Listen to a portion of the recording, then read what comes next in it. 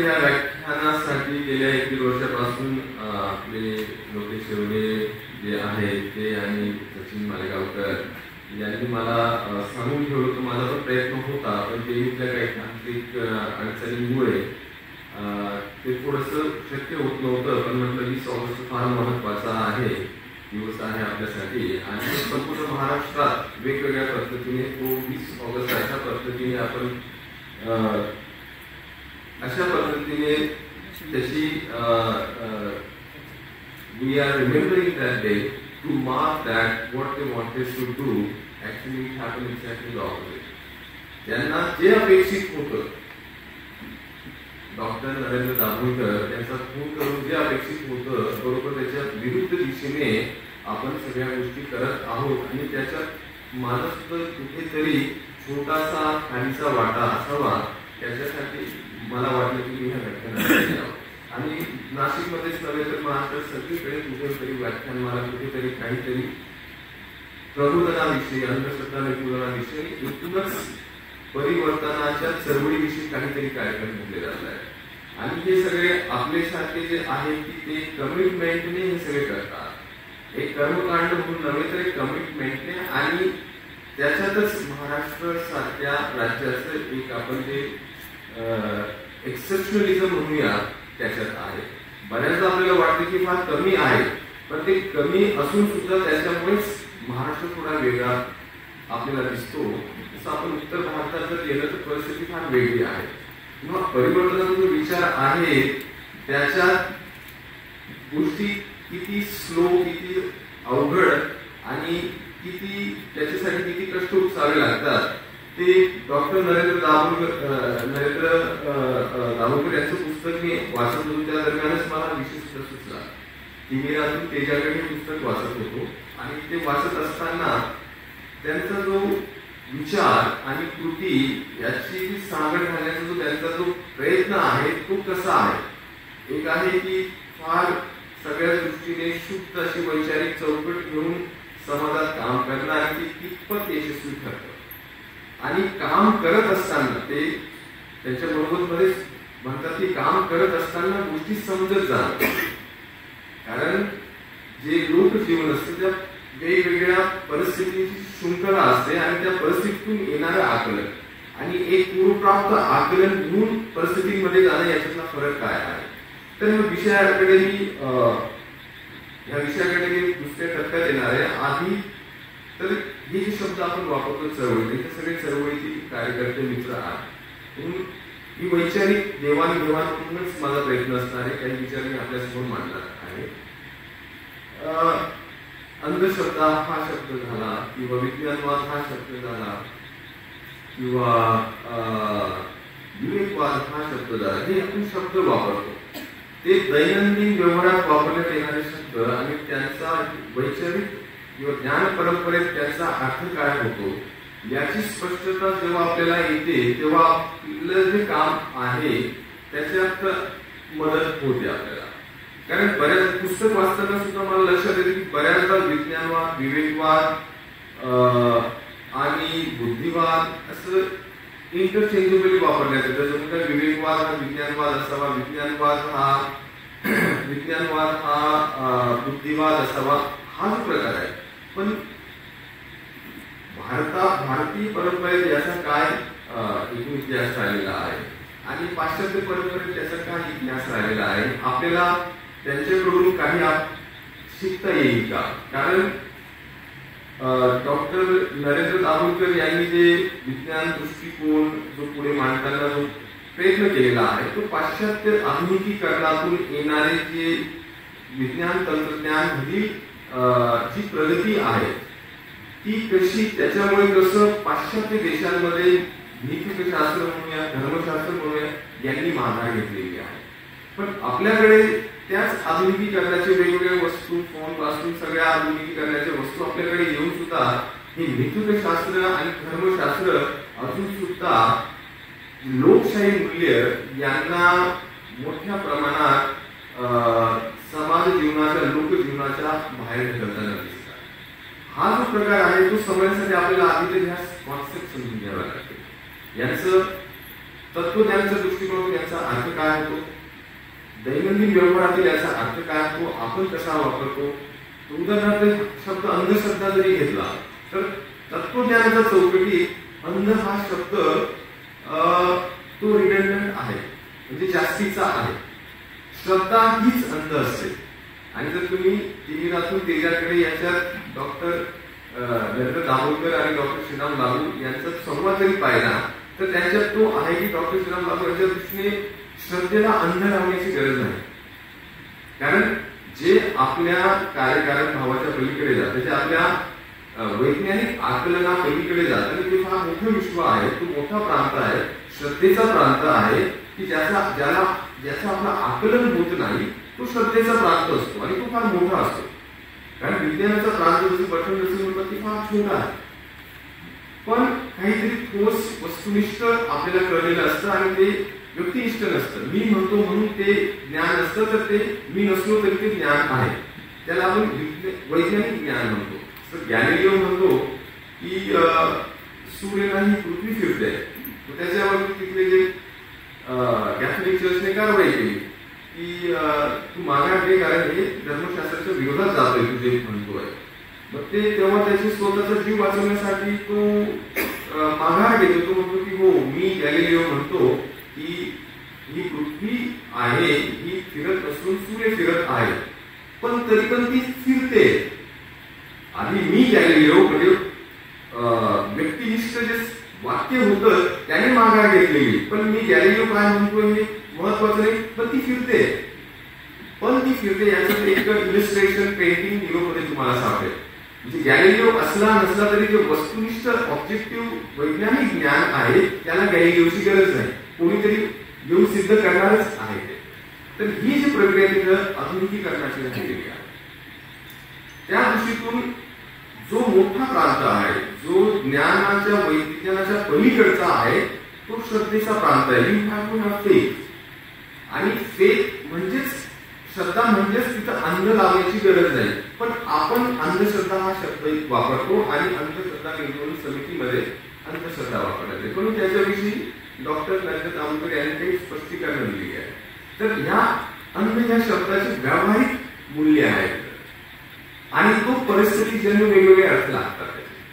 अंधचा शब्दचा अर्थ काय होतो, ब्लाइंड. पण परिस्थितीमध्ये जेव्हा तुम्ही हा शब्द वापरता तुम्हाला ब्लाइंड म्हणायचं आहे का, नाही. ज्या श्रद्धा अनिष्ट आहेत त्या अंधश्रद्धा, तो ब्लाइंडचा अंधचा अर्थ अनिष्ट होतोय. ज्या श्रद्धांमुळे वैज्ञानिक दृष्टिकोनाला छेद दिला जातोय तर ते ह्या वेगवेगळे अर्थ लागतात आणि हे अर्थ पूर्वप्राप्त नसून परिस्थितीमधून आलेले आहेत. कुठल्याही शब्दाचा जो अर्थ असतो तो संदर्भात कॉन्टेक्स्ट मध्ये परिस्थितीमध्ये जेव्हा आपण तिथून घेत असतो तेव्हा आपण त्याला प्रॅक्टिस फिलॉसॉफी म्हणतो. म्हणजे जमिनीवरती काम करत असताना शब्दांना नवे नवे आपण अर्थ जोडत जातो, संकल्पना अशाच तयार होत जातात आणि याला प्रॅक्टिस फिलॉसॉफी म्हणतो आपण. एक असतं की जमिनीवरचं जी गोष्ट आहे त्याचं आकलन नसताना एक काहीतरी एक फॉर्मल चौकट तयार करणं, वैचारिक चौकट तयार करणं आणि ते फार शुद्ध असते, काटेकोर असते. तर ती टोटॅलिटेरियन पद्धतीने ती काम करते. पण जेव्हा तुम्ही जमिनीवरती काम करता की जे आकलन असतं त्याच्यात एक प्रॅग्मॅटिझम असतं, त्याच्यात एक व्यवहारवाद असतो आणि तो व्यवहारवाद जो असतो त्याच्यात ती जी लवचिकता जी लागते जमिनीवरती काम करण्यासाठी, तर वैचारिक फ्रेमवर्क मध्ये वापरले जाणारे शब्द आणि तिथे वापरण्यात येणारे शब्द जेव्हा आपल्या सर्वोत्तम कार्यकर्त्यांना ठाऊक असतात तेव्हा ती रणनीती आखता येते.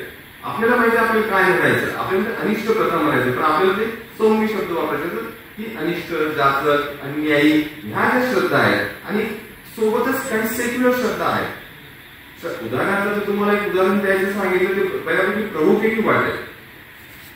मिशेल फुको नावाचा फ्रेंच तत्वज्ञ जो होता 20व्या शतकातला, त्याच्यासाठी मानव ही संकल्पना सुद्धा श्रद्धा आहे.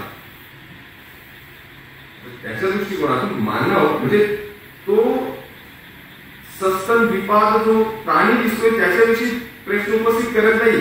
मानव त्याच्या पलीकडची संकल्पना आहे. ही जी झूलॉजिकल गोष्ट आहे की एक सस्तन द्विपाद प्राणी आहे, त्याला मानव का म्हणावं आणि मानव ही संकल्पना केव्हा तयार होते पाश्चात्य तत्वज्ञानात? ती 15व्या-16व्या शतकात. पण त्याचा मानवतावाद हा धर्म तयार होतो, नंतर मानवी विद्या तयार होतात, त्याला आपण सोशल ह्युमॅनिटीज म्हणतो आपण. आणि तो म्हणतो की 19व्या शतकात मानव या संकल्पनाचा मृत्यू होतो. आता ही गोष्ट समजण्यासाठी आपल्याला एक समजून घ्यावं लागेल की तत्वज्ञानाच्या शब्दाचा अर्थ काय लागतो. आणि व्यवहारात जर असं जरी म्हटलं की मानव या संकल्पनेचा मृत्यू झालेला आहे, तर हे आपल्याला कळणार आहे. तर त्याच्यासाठी मी थोडासा एक ऐतिहासिक आढावा घेणार आहे की पाश्चात्य परंपरेत आधुनिकीकरण काही विषय मांडला कॉलेजमध्ये. आधुनिकीकरण, आधुनिकता, आधुनिकवाद आणि आधुनिक हे 4 शब्द आपण दैनंदिन जीवनात जणू काही समानार्थी शब्द असावेत असा वापर करतो. पण त्यांचा ज्ञान परंपरेमध्ये वेगवेगळे संदर्भ आहेत, वेगवेगळे त्यांचे अर्थ लागतात. आधुनिकीकरण हा जो शब्द आहे हा विज्ञान तंत्रज्ञान प्रांताचा शब्द आहे. त्याला आपण इंग्रजीत मॉडर्नायझेशन म्हणतो. आधुनिकीकरणाची प्रक्रिया. त्याचे उदाहरण द्यायचं. आणि आधुनिकीकरण आणि आधुनिकतेचा बऱ्याचदा संबंध नसतो. म्हणजे तुम्ही तुमच्या समाजातल्या वस्तूंचं आधुनिकीकरण करू शकता आणि आधुनिकतेशी तुमचा काही मात्र संबंध सुद्धा नसतो. जसं सौदी अरेबियामध्ये आहे, गल्फ कंट्रीज मध्ये आहे. आधुनिकीकरणाच्या बाबतीत युरोपच्या 2 पाऊल पुढे आहेत ते. आधुनिकतेच्या बाबतीत मध्य युगात दत्तात आहेत, आपल्याला ठाऊक आहे.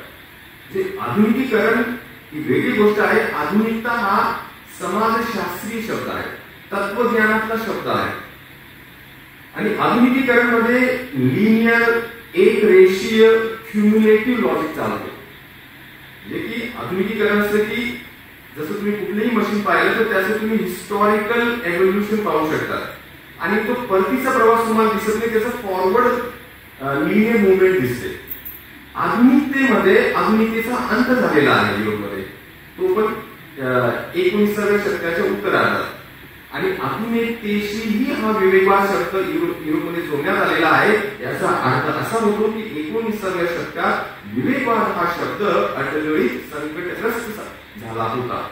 जो आपण इकडे वापरतो आहे तिकडे तो संकटग्रस्त का झाला, त्याच्याविषयी एक टीकात्मक साहित्य का लिहिण्यात आलं, त्याच्याविषयी आपल्याला जाणीव आहे का, समज आहे का? की नसेल तर आपल्या ह्या विचार प्रणालीत्मक युद्धात युद्धच आहे, द्वंद्व आहे, त्याच्यात जी विरुद्ध जी छावणी आहे ती त्या टीकात्मक साहित्याचा वापर कशी करू शकते. म्हणजे आधुनिकता, विवेकवादाला जोडण्यात आलेली आधुनिकतेचं प्रॉडक्ट विवेकवाद आहे. आणि मी थोडं संक्षिप्त मध्ये सांगणार की कसं आहे. आणि 19व्या शतकात आधुनिकता ही अडगळी कशी सापडते, संकटग्रस्त कशी होते आणि नंतर मग 50-60 वर्षात आधुनिकोत्तर जगाची सुरुवात होते. पण आधुनिकोत्तर शब्दाचा वापर आधुनिकीकरणाच्या संदर्भात वापरण्यात येत नाही. आधुनिकीकरण ही सतत चालणारी प्रक्रिया आहे आणि ती माणसांशी संबंधित नसून वस्तूंशी संबंधित आहे. माणसाचा जो दृष्टिकोन तो आधुनिक आहे, आधुनिकतेशी संबंधित आहे की नाही तो वेगळा आहे. पण वस्तू BMW तुम्ही कार चालवतात तो आधुनिकीकरणाचा आहे. आधुनिकीकरणाला तुम्ही आधुनिकता तुम्ही कराल का हा प्रश्न आपल्याला पडेल. आणि वैज्ञानिक दृष्टिकोन पाश्चात्य परंपरेत हा आधुनिकीकरणाशी संबंधित आहे. पण त्याचं एक्स्ट्रापोलेशन करून विवेकवादाला मदत होते का, ती मदत युरोपमध्ये कशी झाली, पण त्याच्या अडचणी सुद्धा कशा होत्या आपल्याला माहिती आहे का? ज्याला फ्रेंच मध्ये सियॉन्टिझम म्हणजे विज्ञानवाद. जेव्हा विज्ञानाचा अतिरेक होतो आणि तो सामाजिक मूल्यांमध्ये हस्तक्षेप करतो आणि तो हस्तक्षेप हा मार्ग ठरतो तो विज्ञानवाद. आणि हा विवेकवादाचा अतिरेक 18व्या शतकात झाला आणि त्याला उत्तर दिलं होतं रुसोने. मगाशी मी लोकेशवळीची ती चर्चा करत होतो. रुसोचं नाव आपण ऐकलेलं आहे. व्होल्टेर, रुसो, डिग्रो हे 18व्या शतकातील प्रबोधन चळवळीचे हे महत्वाचे विचारवंत ठरलेले आहेत. प्रबोधन चळवळ जी आहे ती आधुनिकतेची दुपार समजली जाते. मग तिथं 18व्या शतकातील प्रबोधनाची चळवळ सुरू झाली की ज्याच्या त्या सगळ्या विचारवंतांनी लोकशाही मूल्य याचा विस्तार केला. त्यांना संकल्पनात्मक ठोस त्यांची मांडणी केली, एक मोठं साहित्य निर्माण झालं. ही जी मोठी परंपरा आहे ती प्रबोधनाची परंपरा 19व्या शतकात महाराष्ट्रात येते. जेव्हा महाराष्ट्रातील विचारवंत जे आहेत की ही जी परंपरा आधुनिकता येते आहे, पाश्चात्य आधुनिकता येत आहे ती, आणि आपण ज्या पद्धतीने आपली समाजधारणा आहे किंवा आपला जो सामाजिक दृष्टिकोन आहे, ज्या पद्धतीने आपल्या धर्माने समाजाला धरून ठेवलेला आहे आणि त्यांच्या आधुनिकतेने ज्या पद्धतीने समाजाला प्रभावित केलेला आहे, त्याच्यानं त्यांना ते आधी प्रतिकार कसा करायचा. ती आधुनिकता जी होती की युरोपियन आधुनिकता आणि महाराष्ट्रीय आधुनिकता ही एक आहे का, महाराष्ट्राची वेगळी आधुनिकता असू शकते का, किंवा पाश्चात्य आधुनिकतेचा आणि आपल्या आधुनिकतेचा काय संबंध आहे, हे प्रश्न आपल्याला पडायला पाहिजे. तर पाश्चात्य तत्वज्ञानात आधुनिकता, आता माझ्या मते स्पष्ट झाला की आधुनिकता हा तत्वज्ञान समाजशास्त्र या प्रांतातला शब्द आहे आणि आधुनिकीकरण हा विज्ञान तंत्रज्ञान ह्या प्रांतातला शब्द आहे आणि आधुनिकवाद हा सौंदर्यशास्त्र ह्या प्रांतातला शब्द आहे. आधुनिकवाद जो आहे तो सौंदर्यशास्त्रामध्ये साहित्यात वापरला जातो, कलांमध्ये वापरला जातो. तो 19व्या शतकाच्या उत्तरार्धात, ज्याला व्हॅनगार्ड मुवमेंट म्हणतो आपण, त्याच्यानंतर सररिअलिझम वगैरे, आणि आधुनिक सौंदर्यशास्त्रामध्ये आधुनिकवाद तर तत्वज्ञानातील आधुनिकतेला विरोध आहे. तिथं जो माणसाचा विवेक आहे तो कसा दमनकारी ठरलेला आहे हे त्या कलेने शिकवलेला आहे. आणि साल्वादोर दाली सारखा जो सररिअलिस्ट आर्टिस्ट आहे तो दाखवतो की विवेकाला तुम्ही ऍब्सोल्यूट पॉवर दिलं तर तो समाजाचा तो सुद्धा सत्यानाश करतो. विवेक म्हणजे काय त्याचा अर्थ आपल्याला कळायला पाहिजे, कारण आपल्या भाषेमध्ये विवेकचा अर्थ वेगळा होतो. बऱ्याचदा आपण रिझन या पाश्चात्य शब्दाचं भाषांतर विवेक म्हणून करतो, पण रिझन जे आहे ते आधुनिकतेचं मध्यवर्ती तत्व समजलं जातं रिझन. आणि त्याची सुरुवात कोणी केलेली आहे, पाश्चात्य तत्वज्ञानाचा जनक रेने डेकार्ट यांनी केलेली आहे, ज्याच्यापासून आपल्याला कार्टेशियन कोऑर्डिनेट्स मिळतात सायन्स मध्ये. कारण तो 16व्या शतकात रिझन म्हणजे बुद्धी, माणसाची बुद्धी जी आहे तिच्याकडे झालेल्या परंपरेला, धर्माला, इव्हन आपल्या जे सेन्सरी नॉलेज आहे, जे आपले इंद्रिय ज्ञान आहे, सगळ्यांना तो रिझनच्या कटकऱ्यात उभं करतो. कारण परंपरेकडून येणारं ज्ञान आहे ते सुद्धा फसव आहे, त्याला कळलं. धर्मशास्त्रांमधून येणारं ज्ञान आहे ते सुद्धा फसव आहे. इव्हन आपले जे इंद्रिय आहे, इंद्रियांमधून येणारं ज्ञान आहे ते सुद्धा मला फसवतं. कारण पृथ्वी फिरते आहे हे मला माझ्या इंद्रियांनी कधी सांगितलंच नाही. इंद्रियांनी सांगितलं की ते चंद्र, सूर्य वगैरे फिरतात, मग मला सगळं फसू शकतो. मग काय करायचं, कुठेतरी आपल्याला आपल्या ज्ञानाचा ठोस आधार शोधावा लागेल. आणि मग त्याने हे जे फेमस वाक्य आपण बऱ्याचदा वापरत असतो, ते लॅटिन मध्ये कोजितो एर्गो सुम, I think therefore I am. कोजितोचा अर्थ होतो की आपली विचार करण्याची शक्ती, क्षमता, म्हणजे आपलं रिझन. तो रिझनला पाश्चात्य परंपरेचा, मॉडर्निटीचा तो पाया बनवतो. जे काही असेल, जो कोणी मला सांगत असेल की हे ज्ञान आहे, मी त्याला अंतिम मानणार नाही. म्हणजे की याचा अर्थ असा होत नाही मी ते नाकारणार आहे, मी पडताळून पाहणार आहे. आणि ते पडताळून कसं पाहणार आहे, तो माझ्या जो विचार करण्याच्या शक्तीच्या मदतीने मी पडताळणार आहे.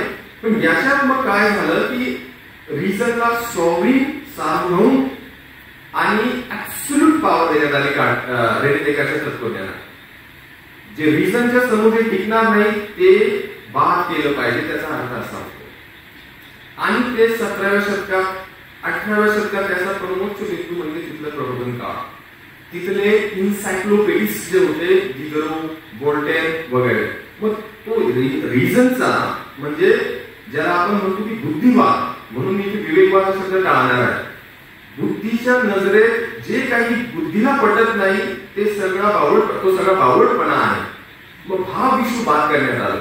साहित्यात कुठेही भाव दिसता कामा नये.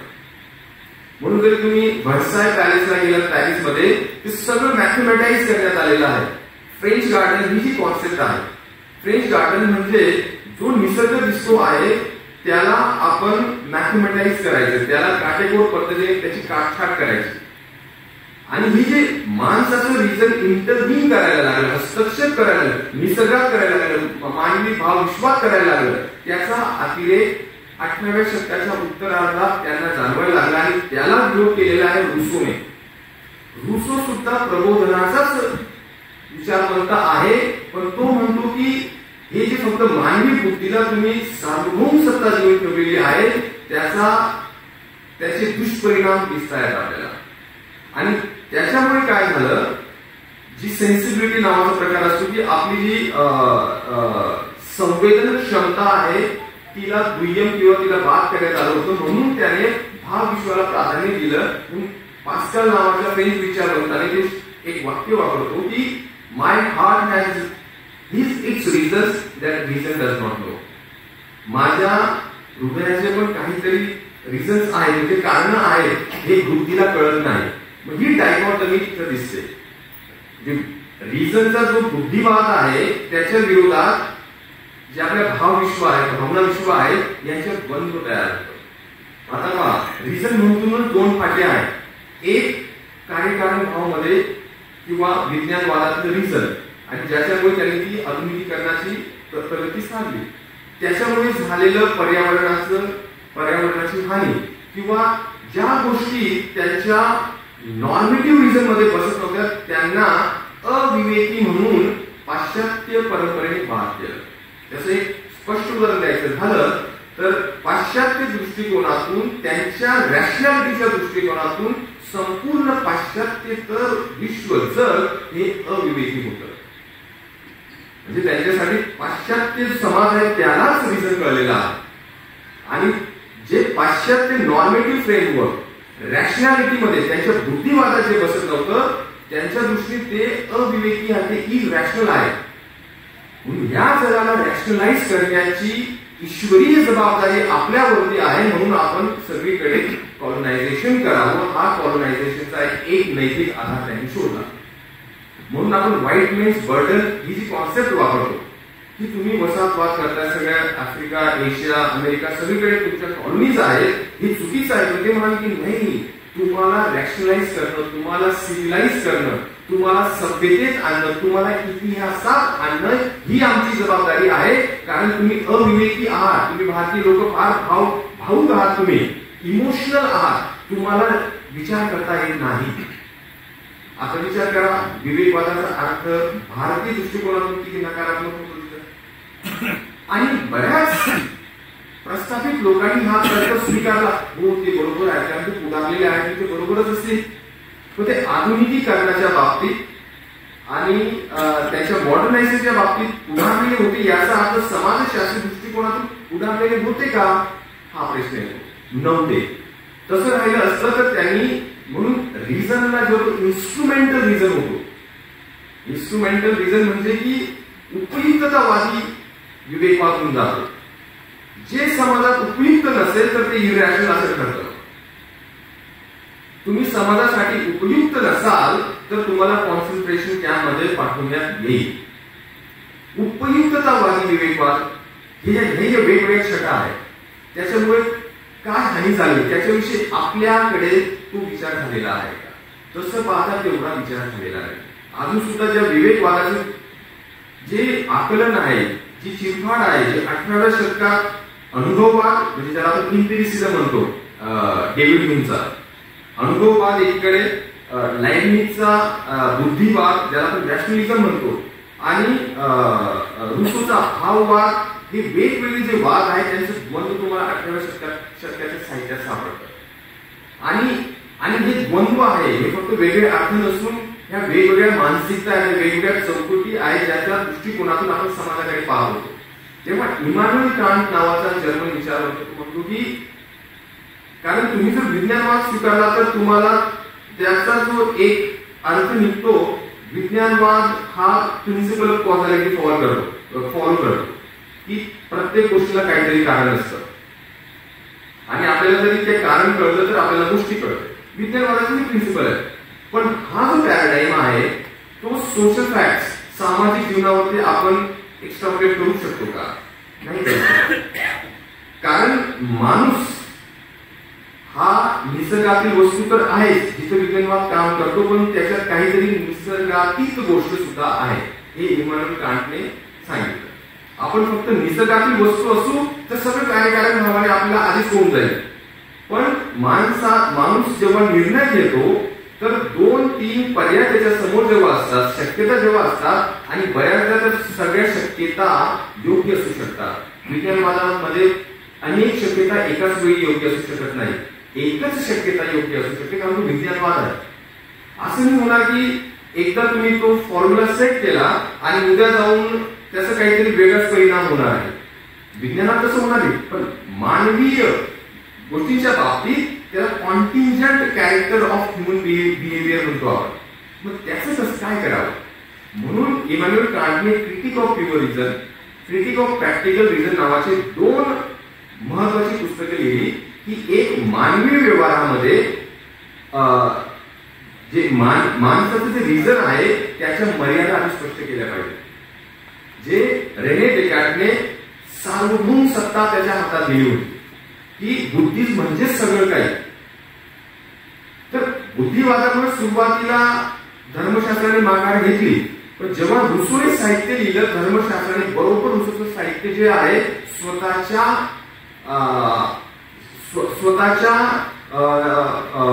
समर्थनासाठी त्या रुसोच्या साहित्याचा वापर केलेला.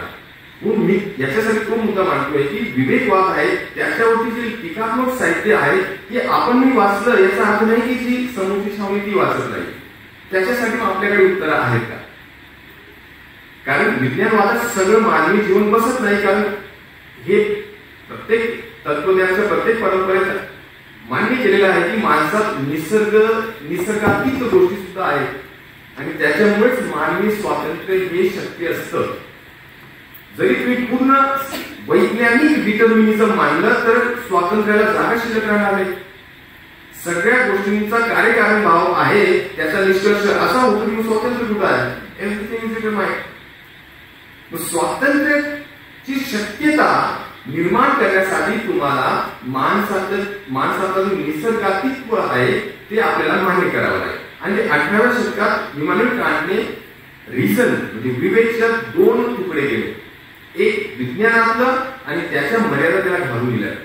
या गोष्टीच आकलन तुला होणार आहे. आणि दुसरं प्रॅक्टिकल रिझन ज्याला व्यवहारात जे व्यवहार वेगवेगळ्या परिस्थितींनी तो एक शृंखला असते आणि त्याचा खंडितपणा असतो आणि त्याचं ते कॉन्टिंजंट फॅक्टर असतं. आणि जेव्हा इमॅन्युअल कांटने 4 गोष्टी केल्या की मला काय करू शकतं हा पहिला प्रश्न विचारला जाईल. How much can I know और व्हॉट कॅन आय नो. हा फार महत्वाचा एपिस्टेमॉलॉजिकल प्रश्न समजला जातो याला की ज्ञानशास्त्रातला प्रश्न की मला किती कळू शकतं किंवा मला काय कळू शकतं. हा प्रश्नाचा जरी आपण विचार केला नाही तर आपण त्या इल्युजन मध्ये असू की जणू काही रिझनला सगळंच कळतंय. आणि ते जे डॉग्मॅटिक रिझन आहे ते जवळपास धर्मशास्त्राच्या जवळ जाणारं आहे. जे डॉग्मॅटिक रिझन होते रिझनला सगळंच कळू शकतं ऍब्सोल्युटली तर ते धर्मशास्त्राच्या जवळ जाणार आहे. तो पहिल्या प्रश्नाचं उत्तर त्याने तिथं मांडलेलं आहे. दुसरा प्रश्न की मी कसं जगायला पाहिजे हा मॉरल प्रश्न आहे. तिसरा आहे की माणूस म्हणजे नेमकं काय. मी जेव्हा म्हटलं की मानव ही संकल्पना आहे फक्त अँथ्रोपोलॉजिकल फक्त सस्तन प्राणी आणि द्विपाद असणं हे पुरेसं नाहीये. ही संकल्पना आहे आणि तिचा राजकीय पटलावरती फ्रेंच राज्यक्रांतीमध्ये मानव ही संकल्पनाचा आविष्कार होतो. त्याच्या आधी ती राजकारणात नव्हती.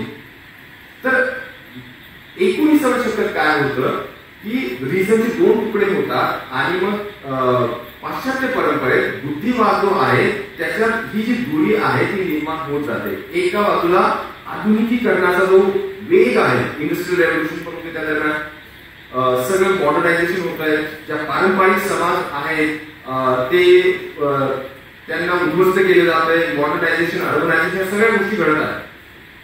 आणि तेव्हा समाजशास्त्र जे आहे त्या बरोबरीने ते पुढे सरकत नाही.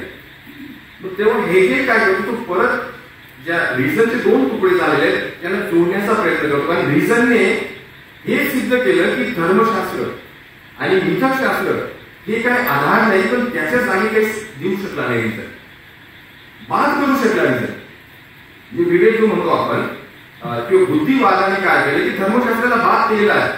आणि निर्णायक पद्धतीने बाद केलेला आहे. मी तर शास्त्राला बाद केलेले पाश्चात्य परंपरेत, पण त्याच्या जागी काही द्यावं लागतं. हे कालच्या क्रिटिक ऑफ प्रॅक्टिकल रिझन मध्ये महत्वाचं तत्व आहे. त्याच्या जागी म्हणजे धर्माचं फंक्शन काय होतं की समाजाला धरून ठेवणं, समाजाला एकत्रित ठेवणं. मग ते कसं ठेवलेलं आहे आपण पाहिलेलं आहे की ते जस्टिस या तत्वालाच ते मानत नाही, ती उतरण आहे वगैरे. मग ती अन्यायी व्यवस्था दाखवलं आणि धर्माचा जो आधार होता तो काढून टाकला. मग त्याच्या जागी काय द्यावं? फक्त विज्ञानवाद आपण जेव्हा करतो त्याच्या जागी युनिफाईंग फोर्स म्हणून काय आहे आपल्याकडे पर्याय, याचा विचार जर्मन परंपरेत झालेला आहे, फ्रेंच परंपरेत झालेला आहे. तुम्हाला विज्ञानवादाचा अतिरेक किंवा एक्झाम्पल सांगतो ते म्हणजे फ्रेंच राज्यक्रांती जेव्हा झाली 1789 मध्ये.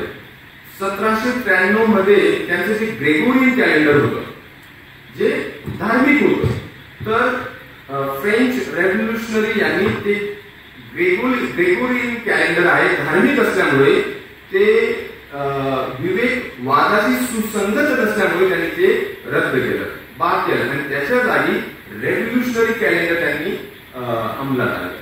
आणि ते रेव्होल्युशनरी कॅलेंडर मध्ये 7 दिवसांचा असं वीक वगैरे नव्हता, तर डेसिमल सिस्टम होतं 10 दिवसांचं, 30 दिवस आणि 10 दिवसांचं. आणि सगळे जे धार्मिक सण वगैरे होते ते सगळे बाद करण्यात आले होते. कारण हे जे कॅलेंडर होतं हा जो सामाजिक व्यवहार होता तो सगळा त्या रिझनच्या दृष्टिकोनातून अविवेकी होता. म्हणून ह्या फ्रेंच रेव्होल्युशनरी लोकांनी ते कॅलेंडरच बाद केलं, कारण त्यांना एका झटक्यात पूर्ण समाजाला रॅशनल करायचं. पण यशस्वी झालं का ते? 1805 मध्ये ते कॅलेंडर परत घ्यावं, नेपोलियनला ते परत घ्यावं लागलं आणि परत ग्रेगोरियन कॅलेंडर आणावं लागलं. कारण एवढ्या कमी काळात तुम्ही ते धर्माने ती उतरंड वगैरे सगळ्यांना अधिष्ठान दिलं होतं वगैरे सगळं मान्य आहे आणि धर्मामुळे ही विषमता होती आणि सगळं मान्य आहे, पण धर्माने काही एक सामाजिक जीवन दिलं होतं ते सगळं बाद केलं एकाच झटक्यात. त्याच्यामुळे जे लोकजीवन होतं त्यांना ते रुचलं नाही. आणि जो फ्रेंच राज्यक्रांतीचा जो विवेकवाद आहे, जो बुद्धिवाद आहे, त्याला माघार घ्यावी लागली आणि नेपोलियनला पोपशी अग्रीमेंट साईन करावी लागली की तुला काही देतो आणि तू आम्हाला काही दे. मग काय केलं त्यांनी की धर्म असणार आहे, धर्माला आम्ही 15-16 वर्ष बाद केलं, चर्च उद्ध्वस्त केली, बरेच हे जे क्लर्जी वगैरे याचे आम्ही डोकं कापली, सगळं आहे, पण आता आपण कुठेतरी मध्ये साधला पाहिजे. आणि नेपोलियनने तो मध्ये साधण्याचा प्रयत्न केला की ठीक आहे, लोकांची धार्मिक भावना जी आहे ती जात नाही, धर्म ही श्रद्धा आहे, पण त्याचा जो बाजार चालला होता, त्याचा जो व्यापार चालला होता, त्याच्यावरती हल्ला केल्यानंतर भावनेवरती हल्ला झाला. त्याचा परिणाम असा झाला की फ्रेंच लोक जी होती त्यांनी नेपोलियनला भाग पाडलं की परत ते कॅलेंडर आणा. म्हणून याचा इथं आता 2 गोष्टी आपण लक्षात ठेवल्या पाहिजे, धार्मिक भावना आणि धर्मसंस्था. आता आपलं जीवन भावनांनी व्याप्त आहे, त्या भावनांचं संस्थीकरण होतं आणि त्या संस्थीकरणामागे अर्थकारण आहे, राजकारण आहे. तेव्हा जेव्हा आपल्या लक्षात येतं तेव्हा ते संस्थीकरण जे अन्यायी तत्वावरती आधारित आहे त्याच्यावरती हल्ला करताना आपण भावनेवरती पण हल्ला करतो. जे धार्मिक भावना ही प्रवाही असते, तिचं बाजारीकरण होणं, तिचं संस्थीकरण होणं, तिच्या संस्था तयार होणं, त्याच्यात आर्थिक आणि राजकीय हितसंबंध असतात आणि अन्याय तिथून येतो, भावनांमधून येत नाही. धार्मिक भावना माझा जो विषय होता पुण्यात सुद्धा जेव्हा आम्ही इथे माझा प्रोग्राम माझं व्याख्यान ऑर्गनाईज केलं होतं, धर्मभावना धर्मचिकित्सा या विषयावरती आणि पाश्चात्य समाजाचा अनुभव काय झालेला याविषयी ही मांडणी होती. तर त्याच्यात तुम्ही भावनेची चिकित्सा नाही करताय, कारण ती फ्लुइड असते, कारण तिला नॉर्म्स असतात, पण तिचं जेव्हा इन्स्टिट्यूशनलायझेशन होतं, संस्थीकरण होतं, त्याची चिकित्सा होते, तिथे आपल्याला अन्यायकारक तत्व निदर्शनास आणून देता येतात. पण आपण अंधश्रद्धा निर्मूलन करत असताना नेमकं काय करतो? आपण भावनांवरती हल्ला करतो की भावनांचं बाजारीकरण आहे, किंवा भावनांचं जे अर्थकारण आहे, राजकारण आहे, त्याच्यावरती हल्ला करतो. भावना, कारण काय झालं की USSR मध्ये धर्म भावना म्हणजे धर्मसंस्थाला बाद करण्याच्या प्रयत्नात 100% विज्ञानवाद त्यांनी जवळपास 70 वर्ष इम्प्लिमेंट करण्याचा प्रयत्न केला. USSR कोसळलं. 70 वर्षाच्या प्रयोग नंतर सुद्धा धार्मिक भावना गेली का? आता तुम्ही पहा, रशियामध्ये धार्मिक भावना एक वेगळ्याच लोकांना पोचलेली आहे, पण त्याचं संस्थीकरण सुद्धा होत आहे. याचा अर्थ काय होतो की विज्ञानवादाने तुम्ही महाविश्वाला बाद करू शकता का? म्हणून विज्ञानवाद जो आहे त्याच्या मर्यादा लक्षात आल्या पाहिजेत आणि आधुनिकीकरणासोबतच आधुनिकता कशी आली पाहिजे, त्याच्यासाठी कुठले घटक काम करतात, त्याच्यासाठी आपल्या समाजातील सोशल सायन्सेस कुपोषित आहे की पोषित आहे हे पाहिले पाहिजे. कारण आधुनिकतेचा संबंध सोशल सायन्सेसशी आहे, आधुनिकतेचा संबंध साहित्याशी आहे, आधुनिकतेचा संबंध तत्वज्ञानाशी आहे. तर आपल्या भारतात आधुनिकीकरणासोबतच आधुनिकतेविषयी समाजशास्त्रीय चिंतन किती आहे, तत्वज्ञानात्मक चिंतन किती आहे, कला साहित्य हे वगैरे सगळं लोक जीवनाला व्यापणारं आहे का काहीतरी 2-3 कल्याणपुरतच मर्यादित आहे. ज्या समाजात समाजशास्त्र, सोशल सायन्सेस, ह्युमॅनिटीज, कला वगैरे ह्या गोष्टींची निपेक्षा होईल, ही गफलत नेहमी असणार आहे. ते आधुनिकीकरणाला ते आधुनिकता समजून घेते. आणि आधुनिक असणं म्हणजे आधुनिकतेत असणं वेगळी गोष्ट आहे आणि आधुनिकीकरणाच्या पॅराडाईमचा वापर करणं. म्हणून आपल्याला तो प्रश्न पडतो की अरे त्यांच्याकडे सगळे यांच्यात इंजिनियर आहेत, डॉक्टर आहेत, पण त्याचा संबंध आधुनिकीकरणाशी आहे, आधुनिकतेशी नाही आहे. हे डॉक्टर असून असं का वागतात? तुम्ही जर त्या शिक्षणाचं व्यवस्थित विश्लेषण केलं, त्या शिक्षणाचा संबंध आधुनिकीकरणाशी आहे. त्या शिक्षणाचा संबंध माणूस एक नॅचरल फॅक्ट म्हणून ते अभ्यास करताय किंवा ते वस्तूंचा अभ्यास करतायत. तिथं समाजाचा अभ्यास करणाऱ्या ज्या गोष्टी आहेत त्यांना जाणीवपूर्वक डावलण्यात येतात. माणसाचा एक वस्तू म्हणून अभ्यास करण्याला थोडंफार प्रोत्साहन आहे आणि वस्तूंची निर्मिती करण्यासाठी भारतात एक आहे, मार्केट आहे. पण चांगला इंजिनियर तो वस्तू निर्माण करतोय. डॉक्टर माणसांकडे एक निसर्गातील वस्तू म्हणून अभ्यास करतोय. मानव म्हणून समाजातील एक घटक म्हणून अभ्यास आपण जेव्हा करतो, त्याच्यासाठी लागणाऱ्या ज्या ज्ञानशाखा आहेत त्यांची परिस्थिती भारतात काय आहे, महाराष्ट्रात काय आहे, मग तो व्यवस्थापक प्रश्न आहे. आणि ह्या आधुनिकता त्या प्रांताचा तो भाग आहे. जर इथले सोशल सायन्सेस, इथली कला, साहित्य, तत्वज्ञान यांची परिस्थिती अशी असेल तर आपल्यासारखे जे परिवर्तनवादात आहेत त्यांच्यासाठी नेहमीच हा प्रवास हा अपहिल वॉक असणार आहे. कारण पूरक जागा नाही, कारण पूरक वातावरण नाही, कारण व्यवस्थात्मक आपल्याला सपोर्ट सिस्टम नाही, जे युरोपमध्ये मोठ्या प्रमाणात आहे. त्यांची सोशल सायन्सेसची परंपरा सलग आहे. 500 वर्षाची सलग तत्वज्ञानाची परंपरा सलग आहे. म्हणून मेकुरेगे म्हणतात की आधुनिक तत्वज्ञानाच्या बाबतीत महाराष्ट्र कुठे आहे हा प्रश्न प्रामाणिकपणे विचारला तर आपल्याला कळेल की अद्वैतपण अजून सुद्धा युरोपकडेच आहे. आधुनिकीकरण आपण विकत घेऊ शकतो, आधुनिकता विकत घेता येणार नाही. आधुनिकीकरणातून येणाऱ्या वस्तू सौदी अरेबिया किंवा गल्फ कंट्रीचे आहेत ते आरामाने विकत घेऊ शकतात. आधुनिकता विकत घेता येणार नाही. ती आधुनिकता ती समाज सापेक्ष असते, ती मुसलमान घेता येणार नाही. म्हणून आपल्या समाजातील आधुनिकता काय आहे, त्या आधुनिकतेची पाळेमुळे आपल्याला आपल्या इतिहासात शोधता येतात का, ते प्रयत्न कोणी केलेले आहेत, झालेले आहेत, तर त्यांना प्रोत्साहन का दिलेलं नाही. कारण आधुनिकता ही आधुनिकीकरणासाठी तुम्हाला बॉरो करताच येणार नाही. तुम्हाला राफेल विकत घेता येईल, तुम्हाला फ्रेंच आधुनिकतेचा इतिहास विकत घेता येणार नाही. म्हणून काय करा, तुम्ही राफेल विकत घेताना सुद्धा तुम्ही निमुदच्या बांधणार आहात. कारण आधुनिकीकरणासाठी पैसे आहेत, मग ती आधुनिकता समजण्यासाठी बुद्धी नाही, कारण आपण बुद्धिविरोधी आहोत आणि आपल्याला त्याचा गर्व आहे. हो, गर्व आहे यांना. बुद्धिविरोधी गोष्टी करण्यासाठी गर्व आहे. सकाळी व्याख्यानात माझा मुद्दा काहीतरी वेगळाच होता. एक विद्यार्थी मला दिसत होता, फार अस्वस्थ होत होता. मला लक्षात आलं की काहीतरी आहे आणि तेवढं लगेच मला लक्षात येतं ते हात वरती त्याला प्रश्न विचारला, सर म्हणजे तुम्ही देवाविरुद्ध आहात म्हणजे. म्हटलं केव्हा बोललो म्हटलं मी. नाही तुम्ही बागेश्वर यांच्याविषयी बोललात, मला असं वाटतं की तुम्ही धर्माविरुद्ध आहात. आणि मग आपले प्राचार्य म्हणले होते की हा प्रश्न आहे थोडासा असा आहे, पण सुरुवात इथून होते. त्याला तिथे थांबवलं. म्हटलं हा जो निष्कर्ष काढला तो चुकीचा काढला. म्हटलं देवाविषयी अजून बोललेलोच नाही, ती वेगळी डिबेट असेल. पण बाबा बागेश्वर देव आहे तुला कोणी सांगितलं? बागेश्वर विरुद्ध बोलणं म्हणजे धर्माविरुद्ध बोलणं हे कोणी सांगितलं? म्हणून आणि मला ते सर्व एकाने समाजवाद राष्ट्रवाद हा जाणीवपूर्वक खोडसाळ प्रश्न विचारला, जणू की या दोन विरुद्ध बाबी असाव्यात.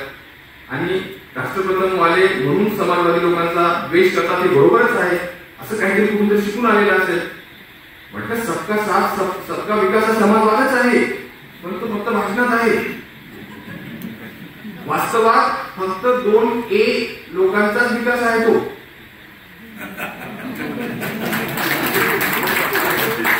म्हटलं हे राष्ट्रप्रथम कसलं प्रथम म्हटलं राष्ट्रप्रथम सुरुवातीला सबका साथ सबका विकास म्हणायचं आणि नंतर प्रश्न विचारला की 10 वर्षात गरीब आणि श्रीमंत लोकांमध्ये दरी वाढते, तर हा माणूस म्हणतो की सगळ्यांनी गरीब राहावं का? मग माझ्या मित्रांनी का श्रीमंत होऊ नये?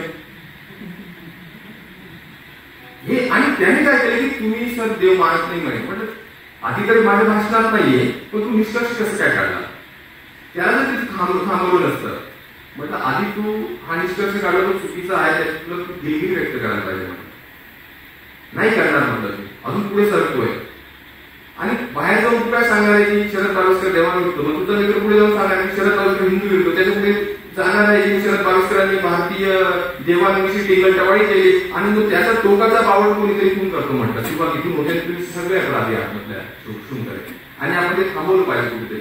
हे आपण दुर्लक्ष करतो, शेवटी परिणाम असे होतात. म्हणून ही आक्रमकता, विधायक आक्रमकता आलीच पाहिजे. याला आपण काय म्हणतो की विधायक आक्रमकता विधायक विचारासाठी आलीच पाहिजे. इथं तुम्ही दुर्लक्ष करता, तो पुढचं जाऊन तांदूळाची खिचडी करून पुढे काहीतरीच देतो आणि नंतर एक विकृती तुमच्या समोर येते. आणि भारतात ही जी आपली चळवळ आहे, आपण आक्रमक का असू नये हा माझा प्रश्न. म्हणून मी जेई मध्ये शिकवतो म्हणून बरेच मला वामपंथी म्हणून टाकतात, तुम्ही हे म्हणतात, तुम्ही आंबेडकरवादी म्हणतात. म्हणजे मी प्राध्यापक आहे. माझ्या क्लासरूम मध्ये सगळ्या विचारसरणीचे सगळेच असतात, ते माझे विद्यार्थी आहेत. कारण एकेकाळी मी पण वेगवेगळ्या विचारसरणीमधून स्वतः गेलेलो आहे. तर मी डॉक्ट्रिनल नाही, मी वादी नाही त्या दृष्टीने. मी परिस्थितीजन्य शांत विवेकवाद मानतो. आता तो म्हणजे नेमकं काय? शांत हा शब्द मी शोधलेला शब्द नाहीये. हा मेघुळे, काँग्रेस, शरद पाटील अशा जे आपले काही मोजके अभ्यासक होऊन गेलेले आहेत की ज्यांच्या लिखाणाचा अभ्यास आपण करत नाही तेवढा, तर त्यांनी वापरले. म्हणजे फायनाईट विवेक महत्वाचा आहे, रिझन महत्वाचा आहे, पण दोन त्याला कंडिशन्स लावल्या पाहिजे की तो फायनाईट आहे, त्याच्या पण मर्यादा आहे, पण तो महत्वाचा आहे की एकमेव अवजार आहे. किती बोथट असलं तरी ते महत्वाचं आहे, दुसरं अवजार आपल्याकडे नाही. म्हणजे ते बोथट आहे म्हणजे मग काहीतरी बुद्धिविरोधी गोष्टी स्वीकाराव्या याचा अर्थ असा होत नाही. आपण स्वीकारलं पाहिजे की माझ्याकडे जे अवजार आहे ते बोथट आहे, मान्य करतो मी, पण ते एकमेव आहे, तो एकमेव सहारा आहे माझा विवेक. तो कधी कधी मला म्हणून मी अंतिम आहे हे कुठलाही परिवर्तनवादी मानणार नाही. मी अंतिम आहे असेल तर तो कुठला तरी वादी असेल, मग तो वेगळाच वादी असेल, काहीतरी मठाधिपती असेल तो, किंवा मग मी माझ्या पुस्तकात जो शब्द वापरलेला आहे शीघ्र मार्क्सवादी असेल. 20 वर्ष तिथं आलेले आहेत. तर तो फायनाईट आहे, तो शांत आहे आणि प्रत्येक परिस्थितीत मला ते स्वातंत्र्य दिलं गेलं पाहिजे परिस्थिती समजण्याचं. आणि माझं आकलन प्रॅक्सिस मधून आलं पाहिजे. प्रॅक्सिस म्हणजे अनुभवातून आलं पाहिजे. त्याला वेगवेगळ्या टेक्स्च्युअल पुस्तकांची जोड असू शकते, पण ज्याला प्रॅक्सिस फिलॉसॉफी, प्रॅग्मॅटिक फिलॉसॉफी हा प्रकार युरोपमध्ये ग्रामशी वगैरे यांनी आणलेला आहे. तोच तो प्रकार आहे की आपण जेव्हा खेडेगावात जातो तेव्हा आणि आपण त्यांच्याशी जेव्हा चर्चा करतो, तर आपल्याला लक्षात येतं की 10 गावातील ग्रामीण भागातील 10 लोकांची चर्चा करताना, प्रामाणिक चर्चा करताना, जर आपल्या बॉडी लँग्वेज मध्ये जर असं असेल तर मला काहीतरी साक्षात्कार झालेला आहे आणि हे काळोखात खितपत पडलेले आहे, त्याचा उद्धार करणं माझं ईश्वरीय जबाबदारी आहे, ते तुम्हाला धुतकारतील गावातली माणसं. पण हे जे ऍक्सिमॅटिक विजडम असतं समाजातलं, ऍक्सिमॅटिक म्हणजे ते मान्य करावं लागतं की उपजत शहाणपण असणं किंवा असण्याची क्षमता सगळ्यांमध्ये आहे. तो खेडेगावात असू दे किंवा लहान मुलांमध्ये असू दे, ते मान्य करा, मग संवाद साधणं. त्याला हॅबरमासचं तत्व, त्याला इंटर सब्जेक्टिव्हिटी म्हटलं जातं. म्हणजे कार्टेशियन सब्जेक्टिव्हिटी जी होती ती ऍटमाइज होती, ती इंडिव्हिज्युअलिस्टिक होती. कोणीतरी असं काहीतरी विचार करतो आहे आणि मग त्याला काहीतरी हाती लागलेला आहे आणि मग तो काहीतरी जग बदलण्यासाठी निघतो आहे. हा प्रकार 20व्या शतकात युरोपमध्ये बाद करण्यात आला. ही इंटर सब्जेक्टिव्ह म्हणजे तुमच्याशी संवाद करताना मला काहीतरी हाती लागतं आहे आणि ते जे ज्ञान आहे ते प्रत्येक परिस्थितीत काहीतरी मला शिकवणार आहे. त्या इंटर सब्जेक्टिव्हिटी रिझन किंवा सिच्युएटेड रिझन हा शब्द आहे. सिच्युएटेड रिझन म्हणजे परिस्थितीजन्य सांगतो विवेकवाद. सिच्युएटेड प्रत्येक परिस्थितीत त्याचं आकलन. तर मी सांगतो तुम्हाला युरोपियन दृष्टिकोनातून हेगेल रिझन या शब्दाचा अर्थ म्हणजे बुद्धी या शब्दाचा अर्थ स्पष्टपणे लावतो, ज्यांना स्वभान आहे, ज्यांना इतिहासाचं भान आहे तेच रॅशनल आहे. आणि इतिहास हा लिनियर पद्धतीने पुढे चालतो. इतिहास हा लिनियर असतो आणि जे वेळेचं भान असतं, पास्ट प्रेझेंट फ्युचर हे भान असतं, तो समाज विवेकी आहे. जो समाज सायक्लिकल आहे, जो समाज इतर प्राण्यांसारखं फक्त ऋतुचक्र समजतो, त्याला समजतं, त्याला वेळ समजत नाही, तो समाज इतिहासाच्या बाहेर आहे. म्हणजे हा फार महत्वाचा तात्विक मुद्दा आहे की रिझन म्हणजे रॅशनॅलिटी म्हणजे स्वभान असणं आणि वेळेचं भान असणं आणि तो जो काळ आहे, तो टाइम आहे, तो लिनियर पद्धतीने पुढे जात आहे आणि तो भान जे समाजाला असतो तोच समाज रॅशनल आहे. तो काय म्हणतो की मी आफ्रिकेचा अभ्यास करतो, एशियाचा अभ्यास करतो, त्या लोकांचं सगळं ऋतू चक्र जसं चालतं तेवढंच त्यांचं भान आहे. त्यांचं वेळेविषयी भान हे मायथोलॉजिकल आहे. त्यांना जो हिस्टॉरिकल टाइम माहित नाही, त्यांना मायथोलॉजिकल टाइम माहिती आहे फक्त. ते असं त्यांची जी वेळेची जी विभागणी आहे ती मानवी नसून ते काहीतरी मितशास्त्रातून आलेली आहे, द्वापार युग, सतयुग, कलियुग वगैरे असं, की ज्याचा मानवी इतिहासाशी त्याचा संबंध येत नाही. पण हे काय म्हणतो की या सगळ्या अविवेकी समाजांना इतिहासात आणण्याचं काम पाश्चात्य समाजाचं आहे आणि त्यांची नैतिक जबाबदारी आहे. वसाहतवादाचं अजून दुसरे कारण होतं. आणि ही मानसिकता युरोपमध्ये आज सुद्धा आहे. म्हणजे निकोलस सार्कोझी जेव्हा राष्ट्रपती होते फ्रान्सचे, म्हणजे 2008 ची गोष्ट आहे, दाकारमध्ये भाषण देताना निकोलस सार्कोझी म्हणून, दाकार हा सेनेगालची राजधानी दाकार, तिथं भाषण मध्ये म्हणाला की आफ्रिकन माणूस अजूनपर्यंत त्याने इतिहासात प्रवेश केला नाही आहे. हे वाक्य कुठून येतं याचा अर्थ काय आहे? त्यांच्या नॉर्मेटिव्ह चौकटीनुसार, त्यांच्या रॅशनॅलिटीनुसार, त्यांच्या विवेकवादानुसार आफ्रिकन माणूस हा इतिहासाच्या बाहेर आहे, त्याला सभ्यतेत आणण्याचं काम आम्ही करत आहोत असं. म्हणून जेव्हा एकलव्य सारखे ज्या इन्स्टिट्यूट केंद्रीय सरकार चालवतो भारतात आदिवासी मुलांसाठी, तिथं शिकवणारे प्राध्यापक त्यांचा विवेक काय आहे, तो परिस्थितीजन्य आहे की पूर्वप्राप्त आहे, याचा जर तुम्ही अभ्यास केला, विश्लेषण केलं, तुम्हाला लक्षात येईल की हे इकडचे छोटे छोटे हेगेल आहेत. यांना काय वाटतं की हा आदिवासी समाज आहे, त्याचं सगळं जीवन, त्याचा हावभाव, त्याची भाषा ही सगळी अविवेकी आहे, यांना आपण मेन स्ट्रीम मध्ये आणायला पाहिजे. मेन स्ट्रीमिंग आहे त्याच्या विरोधात युरोपमध्ये बंड झालं, त्याला उत्तर आधुनिक वाद म्हटलं जातं. उत्तर आधुनिक तुमचा जो विवेक आहे कदाचित तो अन्यायी आणि दमनकारी आहे. तो हा साहित्याचा अभ्यास ज्याला आपण पोस्ट मॉडर्निटी म्हणतो, त्याला रिझन म्हणजे जो conscious part of our behaviour आणि अनकॉन्शियस जो डिक्टेट करतो रिझनला. म्हणून सांगतो की आधुनिकता ही अडगळी 19व्या शतकाच्या उत्तरार्धात कशी काय आली. ते कार्ल मार्क्सच्या साहित्यात दिसतं, ते फ्रॉइडच्या साहित्यात दिसतं, ते डार्विनच्या साहित्यात दिसतं, ते फ्रेडरिक नीत्शेच्या साहित्यात दिसतं. कार्ल मार्क्सने सांगितले विवेक वगैरे हे फसवणारी गोष्ट आहे, फक्त हा भाषेचा शब्दांचा खेळ आहे. डीप डाऊन यांचे आर्थिक हितसंबंध जे आहेत तेच मध्यवर्ती आहेत. आणि तुम्ही जेव्हा आर्थिक हितसंबंधाचा अभ्यास कराल तर तुम्हाला सगळं आकलन होईल की आम्ही यांना सभ्यतेत आणणार आहोत, यांना इतिहासात आणणार आहोत, आम्ही सबका विकास करणार आहोत. शब्द खेळ आहे. वास्तवात आर्थिक संबंध बदलतायत का? सगळ्यांना समाजवाद येतोय का? म्हणजे सगळ्यांचा विचार होतोय का? वास्तवात कार्ल मार्क्सने ते दाखवून दिलं की हा जो भांडवलवाद आहे तो त्याचे आर्थिक हितसंबंधाने आपल्याला कळेल की कॉन्शियसनेस जे आहे ते फक्त वरवरचं तो सुपरस्ट्रक्चर आहे, आभास आहे. म्हणून विवेकवादला पूर्णपणे बाद केलेला आहे त्या साहित्यात. नंतर डार्विन म्हणतो मला तर मानव संकल्पना त्यानेच निर्णायक रीतीने बांधली की मला गुणात्मक फरक जाणवत नाही जनावर आणि मानव यांच्यात. असं क्वालिटेटिव्ह फरक वाटत नाही, कंटिन्युअम आहे. बऱ्याचदा आपण पशुपेक्षा पण दुसरं होतो, आपल्याला कळत नाही की 3 वर्षाची लहान बाळ आहे. म्हणून काय कुठला मानवतावाद, कुठला मानववाद, कुठला विवेकवाद? बऱ्यापैकी जनावर जसंच तसं जिवंत आहे. आणि समाजात पाहाल तुम्ही रोज काहीतरी तुम्हाला बातमी वाचायला मिळते. याचा कोण अभ्यास करणार? आणि डार्विनने सांगितलं की ती जनावरांची चैन आहे. त्याने सुद्धा विवेकवादाला अडगळीत आणलं. आणि फ्रॉइडने पण तेच केलं की अनकॉन्शियस जो आहे आपला, जो लिबिडिनल इम्पल्सेस आहे तो डिक्टेट करतो. आणि फ्रेडरिक नीत्शे म्हणाला की जो रेने देकार्तने सुरुवात केलेला जो मी विचार करतो म्हणून मी आहे ते खरं तर मानवाने स्वतःला ईश्वर घोषित करण्यासारखा प्रकार होता.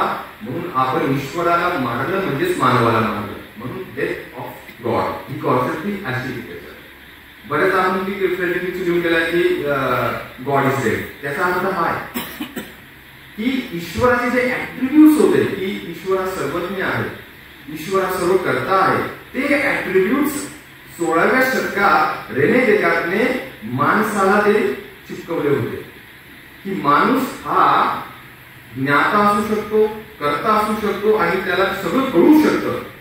आणि ही जी प्रतिमा आहे ती फ्रेडरिक नीत्शेने सांगितली की ईश्वराला मानून तुम्ही ते ईश्वराचे सगळे ऍट्रिब्यूट्स घेतले. खरं तर आता तुम्ही 19व्या शतकात सिद्ध केलं की तसं काही नाही. म्हणजे जेव्हा ईश्वर मेला तेव्हाच तुम्ही पण मेलेले आहात. So death of God should be understood, death of that concept of man that projects itself sovereign and coherent, well structured and fully conscious. म्हणजे अनकॉन्शियस आहे ज्याला इंग्रजीमध्ये द अदर ऑफ रिझन. आणि त्याला एक पूर्ण ज्ञान शाखा वेगवेगळे आहे. त्याला एस्ट्रोलॉजी नावाचा एक ज्ञान शाखा युरोपमध्ये अभ्यास केला जाते. रिझनचा अभ्यास करणारे तरी सगळं आपल्याला हे विवेकी साहित्य मिळतं. But the other of reason is not negative of reason, but something that is repressed, something that is negated. ज्याचं दमन झालेलं आहे, ज्यांना नाकारण्यात आलेलं आहे, ज्यांना पेरिफेरीवरती ढकलण्यात आलेला आहे, त्यांचा अभ्यास म्हणून तो आदिवासी मुलांचं उदाहरण तेच दिलं. कारण 2-3 आदिवासी शाळांमध्ये मी व्याख्यानासाठी गेलो आणि ज्या पद्धतीने प्राध्यापक मंडळी त्यांच्याविषयी बोलत होती तर म्हटलं यांचा विवेक हा आहे. आपल्यासारखं बोलत नाही तो विवेकी नाही, आपल्यासारखे उच्चार करत तो विवेकी नाही, आपली भाषा बोलत नाही तो विवेकी नाही. हा जो प्रकार आहे विवेकवादाविषयी आपण प्रश्न उपस्थित केले पाहिजे. म्हणून परत मगाशी जो मुद्दा मांडला की विवेक हे एकमेव अवजार आहे आपल्याकडे, पण ते त्याच्या मर्यादा लक्षात आपल्याला आधी आल्या तर ही जी शत्रू छावणी आहे ते तुमच्या विरोधात काम करणार आहे. ते फक्त ते त्याच्या मर्यादा काहीतरी विधायक गोष्टीसाठी वापरता येते, काहीतरी परत उठून आणण्यासाठी. परत कारण आधुनिकता जी आहे ती लिनियर कधी जात असते, ती कधी कधी परत मागे पण जाते. म्हणजे की जसं तुम्ही इराणमध्ये पाहिलं असेल, अफगाणिस्तानमध्ये पाहिलं असेल, तुम्हाला फोटो दाखवतात की 1970 मध्ये मुलींना शिक्षण अशा पद्धतीने दिलं जात होतं, आता शिक्षण दिलं जात नाही. तो आधुनिकतेचा प्रयत्न आणि आधुनिकता मागे पण जाते, आधुनिकीकरण मागे जात नाही. तुम्ही पैसे असतील तर सौदी अरेबियाने ॲटॉमिक बॉम्ब सुद्धा घेतलेले आहेत. जे ॲटॉमिक बॉम्ब घेणं आता तर मागे जाणार नाही, असं काय तुम्ही काय लगेच अनडू करणार आहे. ते सगळे गॅजेट सगळं आहे ते. मग ती linear cumulative process of modernisation does not necessarily mean modernity, आधुनिकता. आधुनिकता त्यांची आधुनिकता, त्यांच्या मर्यादा, त्यांची आधुनिकता आपली आधुनिकता आहे का? आपली आधुनिकता आहे तर तिचे रूट्स कुठे आहेत ते कसे शोधता येतील हा विचार येथील सोशल सायन्सेस, फिलॉसॉफी हे महत्वाचे विषय की जे आपल्या शिक्षण व्यवस्थेत त्यांना स्थान आहे. कोणीतरी स्क्रू दिला आहे म्हणून तो तत्वज्ञान शिकवतो अशी प्रतिमा आपल्या समाजात तत्वज्ञानाची आहे. आणि त्याला तो स्क्रू दिला जो माणूस आहे तो पण कारणीभूत आहे, कारण तो 30 वर्षात अशा पद्धतीने तत्वज्ञान शिकवतो की डिपार्टमेंटच बंद करावं. आणि जेव्हा तत्वज्ञान समाजशास्त्राचा वैज्ञानिक दृष्टिकोनातून अभ्यास केला जाईल, म्हणजे शास्त्रीय दृष्टिकोनातून अभ्यास केला जाईल, आणि तेव्हाच दसऱ्याच्या दिवशी तो मिशीवाला जो भाषण देतो ना त्याला तुम्ही तत्वज्ञान समजणार नाही किंवा त्याला तुम्ही समाजशास्त्र समजणार नाही. सध्या काय होतंय, कारण याला समाजशास्त्राची गरज आहे, तत्वज्ञानाची गरज आहे, साहित्याची गरज आहे. पण ती गरज त्याची पर्यायी व्यवस्था काय केलेली आहे? आपल्यासाठी बाबा बागेश्वर हा समाजशास्त्रज्ञ आहे, प्रदीप मिश्रा हा तत्वज्ञ आहे, आणि श्री श्री श्री श्री श्री हा मोठा तत्वज्ञ आहे. आणि यांना जरी बात करायचं असेल तर आपल्याला या सगळ्या ज्या आधुनिक ज्ञान शाखा आहेत त्यांचं महत्व विद्यार्थ्यांना पटवून द्यावं लागेल. आणि हा जे आधुनिकीकरणासाठी जे शिक्षण घेतलं जाते ते गरजेचं आहे, पण त्याच्यापेक्षा जास्त गरजेचं शिक्षण आहे आधुनिकतेसाठी, कारण ते तुमच्या समाजाची दिशा ठरवतात, ते तुमच्या समाजाचं जीपीएस घडवतात. आणि आपल्या समाजाचं जीपीएस कुठल्या तरी मिशीवाल्याच्या हातात गेलं तर ते आधुनिकीकरणाचा वापर पूर्ण समाजाच्या विरोधात होतोय. म्हणून आधुनिकीकरण हे ब्लाइंड फोर्स आहे. विज्ञान इज व्हॅल्यू न्यूट्रल. विज्ञान person has nothing to do good और बॅड, इट इज सायन्स. त्याच्यासाठी ही जी डिसिप्लिन आहे, social facts, political facts, cultural facts, human facts, त्यांचा विवेकवादाने अभ्यास करणाऱ्या शाखा आपल्या समाजात नाही. म्हणून आपण असे आहोत बऱ्याच गोष्टीने आपण. म्हणून मी म्हणतो की मी वेस्टर्न मॉडर्निटीला मी बॉरो करते. माझ्या पुस्तकाचा मुद्दा तोच होता. मी वेस्टर्न फिलॉसॉफी शिकवतो, पण की हा कुठेतरी पॅरिसमध्ये आधुनिकतेचा उदय झालेला आहे, सगळ्यांनी तिथे जाऊन एक लोटाभर आधुनिकता घेऊन यावं असं नसतं. प्रत्येक गावात कुठेतरी आधुनिकतेचे काहीतरी शक्यता दडलेल्या असतात, आणि गावखेड्यात तुम्ही त्या लोकांशी चर्चा करताना, जसं मी काल परवा सुद्धा माझा काका, जरी आपण असा एक तुच्छतावादी दृष्टिकोन ठेवला ग्रामीण भागाविषयी, अरे गावांमध्ये ही अंधश्रद्धा एवढी वाढलेली आहे ना वगैरे, ही चुकीची गोष्ट आहे. अंधश्रद्धा ही संस्थीकरणात आहे, गावामध्ये भावना आहे. अंधश्रद्धा जेव्हा बागेश्वरच्या बाबा बागेश्वरच्या याच्यावरती गर्दी बसलेली असते त्याच्या मागे मोठं संस्थात्मक काम असतं. तेच ते विखुरलेले गावात जे असतात तेवढे ते तसे नसतात. गावात म्हणून त्यांचं पाप यांच्या मागे मारलं तर आपल्याकडून काम होणार नाही. अंधश्रद्धा पण गावात माझा काका म्हणाला की असं चर्चा चालू होती धर्माविषयी, कारण मी कांड मानत नाही, सत्यनारायण पुस्तकात काहीतरी आलेलं आहे. तर मला काय हा जनतेला मनवर रास आणि मी कळते ना, मानव तर देव नाही, मानव तर भोंडा, ठोकर मारू. गावातला एक माणूस 5वी शिकलेला माणूस होतोय, मांडलं तर देव नाही तर दगड भोंडा. हे फार रॅडिकल स्टेटमेंट आहे. आपण जरी भावना असेल तर तो देव आहे तर भोंडा आहे. ही शक्यता जेव्हा एकच माणूस 2 विरुद्ध शक्यता दाखवतोय, याचा अर्थ की समाजात ते उपजत शहाणपण असतं. ते टॅग करण्यासाठी आपल्या व्यवस्था काय आहे, आपली शिक्षण व्यवस्था काय आहे, आपले जे एकूणच राज्य संस्था कशी काम करते, ती श्रद्धा विधायक श्रद्धा असतात. म्हणजे लग्न का करावे, लग्न करून मूलबाळ का व्हावं, ह्या जरी अंधश्रद्धेच्या दृष्टिकोनातून किंवा विज्ञानवादाच्या दृष्टिकोनातून प्रश्न विचारला तर बावळपणा जन्माला घालतो. आपण कष्ट करावेत, आपण पैसे कमवावेत, सगळे खर्चाचं कोणीतरी अनुभव आपल्या पोटी जन्माला त्याच्यावर का खर्च करावा? नाही, मी थोडंसं कॅरिकॅक्चर करते या गोष्टीचं. पण मेट्रोपॉलिटन शहरांमध्ये बरीच कपल मुलबाळ होत येते, त्याचा हा तर्क आहे. मुल स्पेंड असेल आणि वेळ महत्वाचा आहे. टू रेज अ चाइल्ड म्हणजे मुलांना लहानाचं मोठं करणं सगळ्यांनाच माहिती आहे. मग तुम्ही असं म्हणाल का की मुलबाळ न होऊ देणारी ही जी चॉईस आहे ती अविवेकी आहे, आणि जे मुलबाळ होऊ देतात ती विवेकी आहे? हा सामाजिक प्रश्न आहे. इथे विज्ञानवाद कसा काम करणार? हे स्वातंत्र्य आहे, कॉन्टिंजंट आहे. जे मुले बरेच प्राध्यापक आहेत त्यांना मुलबाळ त्यांनी होऊ दिलेलं नाही, तर त्यांना वाटते त्यांच्या अकॅडमीमध्ये अडथळा आहे.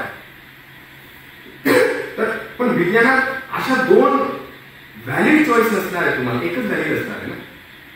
विज्ञानवाद कसा काम करतो, पॅराडाइम कसा काम करतो समाजात? मग कोणाची श्रद्धा? इथे जे मुलबाळ होऊ देतात त्यांची श्रद्धा आपण मानावी की का? श्रद्धेचा प्रश्न आहे. मग हा विज्ञानवादाचा प्रश्नच नाही. मुलबाळ होऊ द्यायचं की नाही होऊ द्यायचं.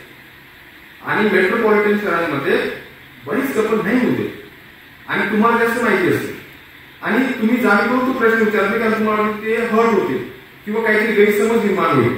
पण प्रामाणिकपणे मी आमच्या कलेक्टर विचारतो की आम्हाला एवढे अकॅडमीच्या त्याच्यात एवढं वेळ कोण देणार आहे, बेबी सिक्रेट ठेवून काय नाही, हे सगळे वेगवेगळे आजच्या न्यूक्लियर फॅमिलीमध्ये प्रश्न आहेत ते.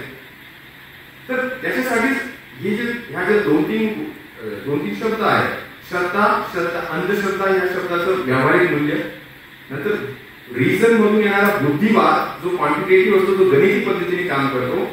विवेकवादाला तुम्ही कॉन्शियन्स हा शब्द आपण कळत नकळत जोडलेला असतो, म्हणजे मॉरल कॅटेगरी म्हणून वापरत असतो. What is good and bad? बुद्धिवादात गुड अँड बॅडचा प्रश्न येते ते व्हॅल्यू न्यूट्रल असतं. इट इज ट्रू और फॉल्स. बुद्धिवाद ट्रू और फॉल्स, आणि विवेकवाद कॉन्शियन्स म्हणजे सत विवेक बुद्धी आपण ज्याला म्हणतो, की हे चांगलं आहे की वाईट आहे, आणि हे चांगलं आहे की वाईट आहे याचे ठरवण्याचे निकष ते तुम्हाला विज्ञानात सापडतं. विज्ञानात सापडतं हे चूक आहे की बरोबर आहे, हे सत्य आहे की असत्य आहे. म्हणजे विज्ञानवादाचे पॅराडाईम आणि नीतीशास्त्रातले पॅराडाईम हे वेगळे आहे. आपण जेव्हा करतो तर माणूस सोशल सायन्सेसचा किती विचार करतो, त्याचा आधार किती घेतो, त्याला चळवळी आपण जेव्हा युक्तिवाद करतो ते आपल्याला मदत होते का? आणि प्रत्येक परिस्थिती नवीन परिस्थिती असते, म्हणून तिथं पुस्तकी ज्ञान आणि परिस्थितीजन्य ज्ञान याचा मेळ आपल्याला घालता येतो का? तर माझ्या मते मी काही महत्वाचे प्रश्न, काही महत्वाचे विचार माझ्या मर्यादेनुसार मी तुमच्यासमोर मांडलेले आहेत, आणि बहुतेक मी माझा प्रयत्न असतो की संवाद व्हावा, काहीतरी महत्वाचे प्रश्न यावेत, आणि त्या निमित्ताने मग ज्या काही गोष्टी बाहेर येतात त्या जास्त मला महत्वाच्या वाटतात. आणि हा जो एकतर्फी जो प्रकार आहे तो महत्वाचा आहे, पण त्याला पण मर्यादा असतात. ज्या गोष्टीचा मी उल्लेख केला मगाशी, inter subjective reason. Subjective reason म्हणजे तो व्यक्तिनिष्ठ विवेकवाद मला कळलेला आहे, आणि इंटर सब्जेक्टिव्ह म्हणजे जी सार्वत्रिक अवकाश असतो ज्याला पब्लिक स्फेअर म्हणतो, तो पब्लिक स्फेअर महाराष्ट्रात किंवा भारतात जवळपास नसण्यासारखा असतो, की जिथं विधायक पद्धतीने हिंसक न होता वेगवेगळे विचार आपण चर्चेला घेऊ शकतो आणि कोणाची आस्था दुखावणार नाही. त्याला पब्लिक स्फेअर म्हणतो, जे फ्रान्समध्ये फार मोठ्या प्रमाणात आहे. ते फार पावित्र्य जोडतात, इथं ते काही कोणाची टिंगलटवाळी करू शकतात, कारण त्याचा तो इतिहास राहिलेला आहे. तर आपण आता हे सेशन आहे आपण ओपन करूया, आणि काही महत्वाचे प्रश्न, ऑब्झर्वेशन किंवा काही असेल, निरीक्षण असतील तर आपण ते घेऊया. आणि मी बसू शकतो का?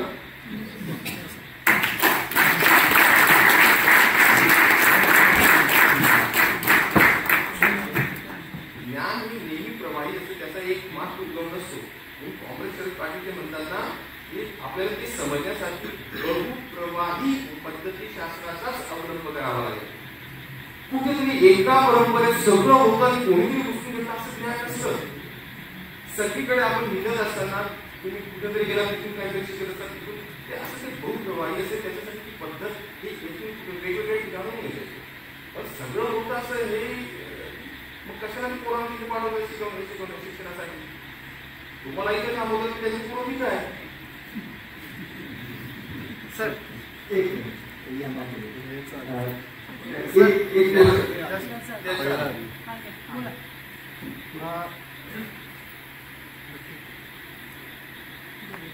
First of all, I would like to say thank you.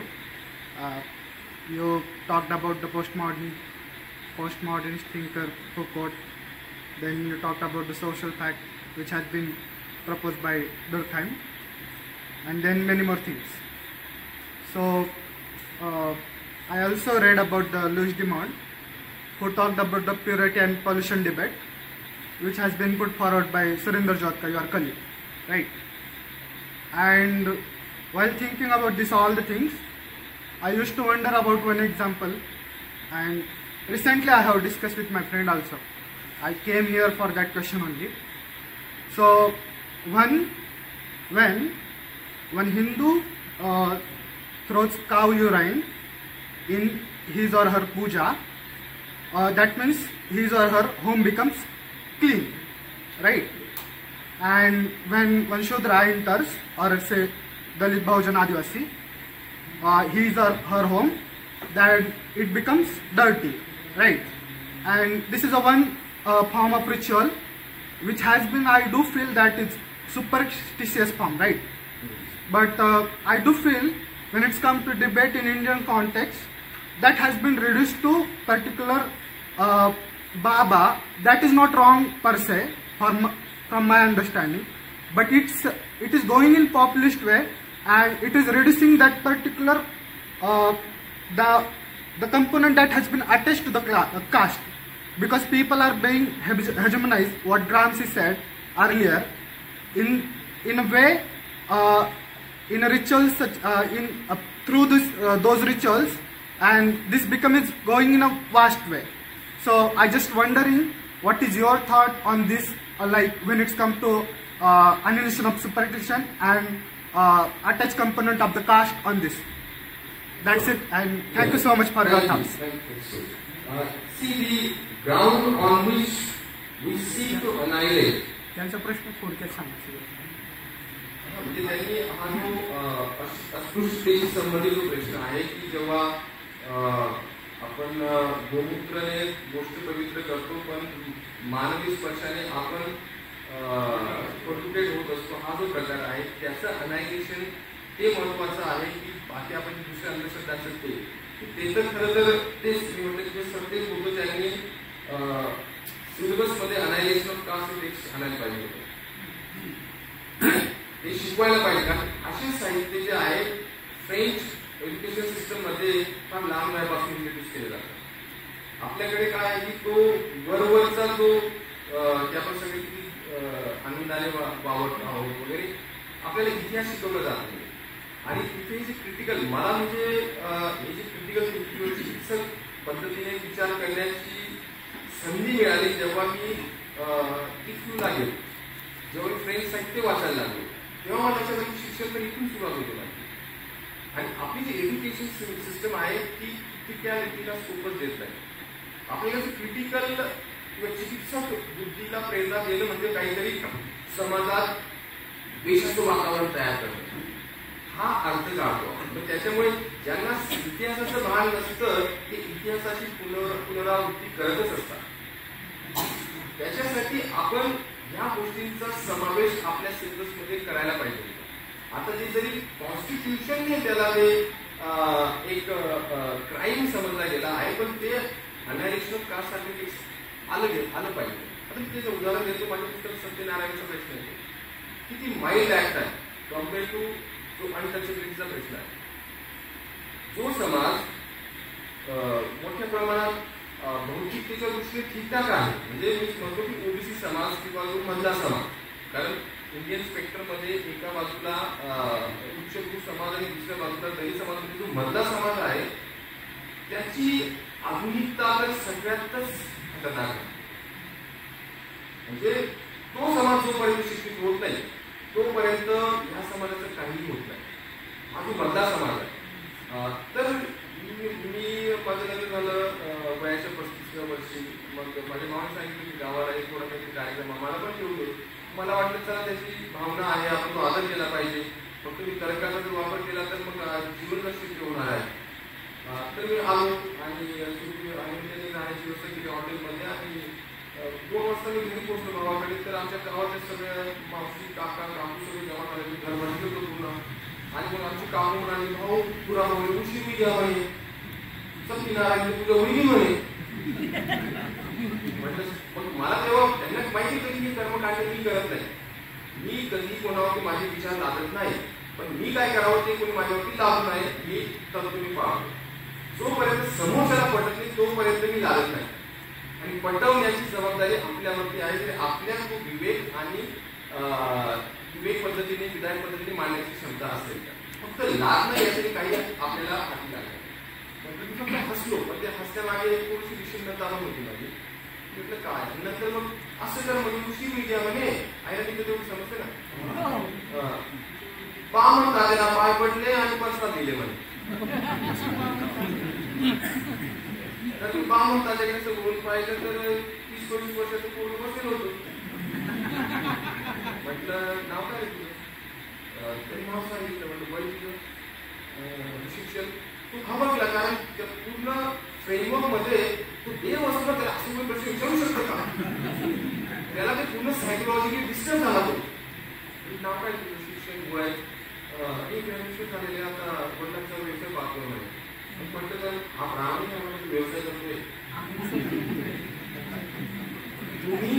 तुम्ही जबाबदार आहात. म्हटलं तो व्यवसाय करून तो प्रामाणिक असतो पण 25 वर्षाचा पोरगा आहे म्हटलं तो आणि फक्त ग्रॅज्युएशन झालेलं आहे. म्हटलं माझ्याकडे 5 मास्टर्स PhD जेणेचं तत्वज्ञानाचा प्राध्यापक तरी तुमच्या समाज किती याचा पाया पडायला पाहिजे.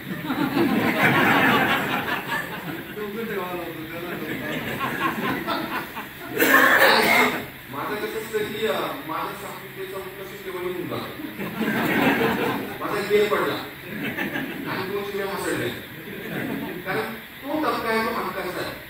तिथं मी हक्काने त्यांना काही राहू शकतो. कारण ते सुद्धा आपण ओळखायला पाहिजे की आपण तिथं मैत्रीच्या भूमिकेत आहोत आणि कुठे आपण प्रबोधनाच्या भूमिकेत आहोत. प्रत्येक ठिकाणी आपण प्रत्येकाचं प्रबोधन करण्याच्या अभिभावामध्ये असतो. कारण आपण त्यांनी काय जगलेलं आहे त्याची आपल्याला कल्पना देखील नसते.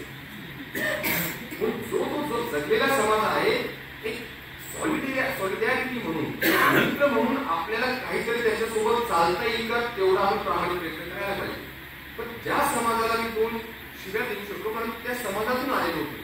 म्हणून तिथं ते माझं जे म्हणतो मी की परिस्थितीजन्य शांत विवाद मला ती परवानगी दिली.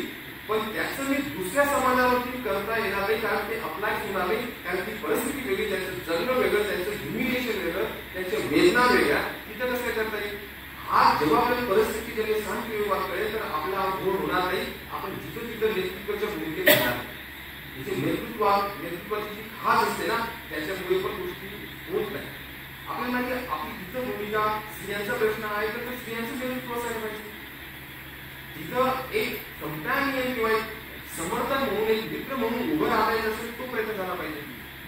पण तिथं पण मी नेता इथं पण मी नेता आणि काय करावं तर कसला विवेक आहे.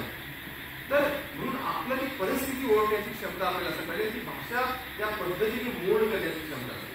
त्याचा प्रश्न फार महत्वाचा आहे की हा जो आहे की आपली जी एज्युकेशन सिस्टम आहे आपले सोशल सायन्स आहे तिथं जो ही सुपरस्टिशन नाही फक्त हे मटेरियल प्रॅक्टिस आहे. या मटेरियल प्रॅक्टिसमुळे मटेरियली पीपल आर डिप्राइव्ड आणि ज्या गोष्टीचं क्वांटिफिकेशन होऊ शकत नाही ते ह्युमिलिएशन आहे. हा ह्युमिलिएशनचा पण प्रश्न आहे. गोपाल कुंडे यांनी बरंच त्याच्यावरती लिखाण केलेलं आहे. तर ह्या गोष्टीचा अभ्यास आपल्या जर सार्वजनिक अवकाशात होत नाही आपल्याकडे विद्विग्नता वैफल्यग्रस्त आणि बरोबर आहे त्यासाठी काहीच होत नाही. त्याच्यापेक्षा आपण घरी कसं पाहिजे. आणि आता कुठल्या दिशेने झाला दिशा ओळखण्याच्या आधी आपण फार स्थितीप्रज्ञ भूमिकेत राहून ओळखायला पाहिजे. म्हणून ह्या गोष्टी सोशल स्फिअरमध्ये आपलं काम वेगळं आहे राजकारण्यांचं काम वेगळं आहे आपला तर्क वेगळा आहे आपले ध्येय धोरणं वेगळे आहे. आपल्याच लाईफस्टाईलमध्ये सगळं झालं पाहिजे इतिहासाचा अर्थ सुद्धा आपल्या समोर झाला पाहिजे. हा आपली कुठेतरी काहीतरी शांत भूमिका आहे. आपल्याकडून काय होतं तेवढंच आपण प्रयत्न केला पाहिजे की माझ्या डोळ्यासमोर हे सगळं बरोबर झालं पाहिजे आणि सगळं असं कसं शक्य आहे. म्हणजे आपण काय करतो की लाईफस्टाईल इतिहासाचा तर्क वेगळा वाटचाल वेगळी गती वेगळी सगळं वेगळं असतं. माझं काय आहे की त्या परिस्थितीत माझ्याकडून काय होऊ शकतं तेवढं प्रामाणिक प्रयत्न केला तर संपलं. पण आपल्याकडे सगळं माझ्या पद्धतीनुसार होत नाही आणि असं होत नाही तर ती उद्विग्नता आहे. I think that is counterproductive. म्हणजे आपल्या ऍक्च्युअली कॉग्निटिव्ह डिसफंक्शनिंग झालेली आहे आपल्याला. We are projecting ourselves historical figure rather than just a human being. आपण काहीतरी हिस्टॉरिकल, आपण काहीतरी विश्वगुरु आहोत त्याला म्हणूया ना.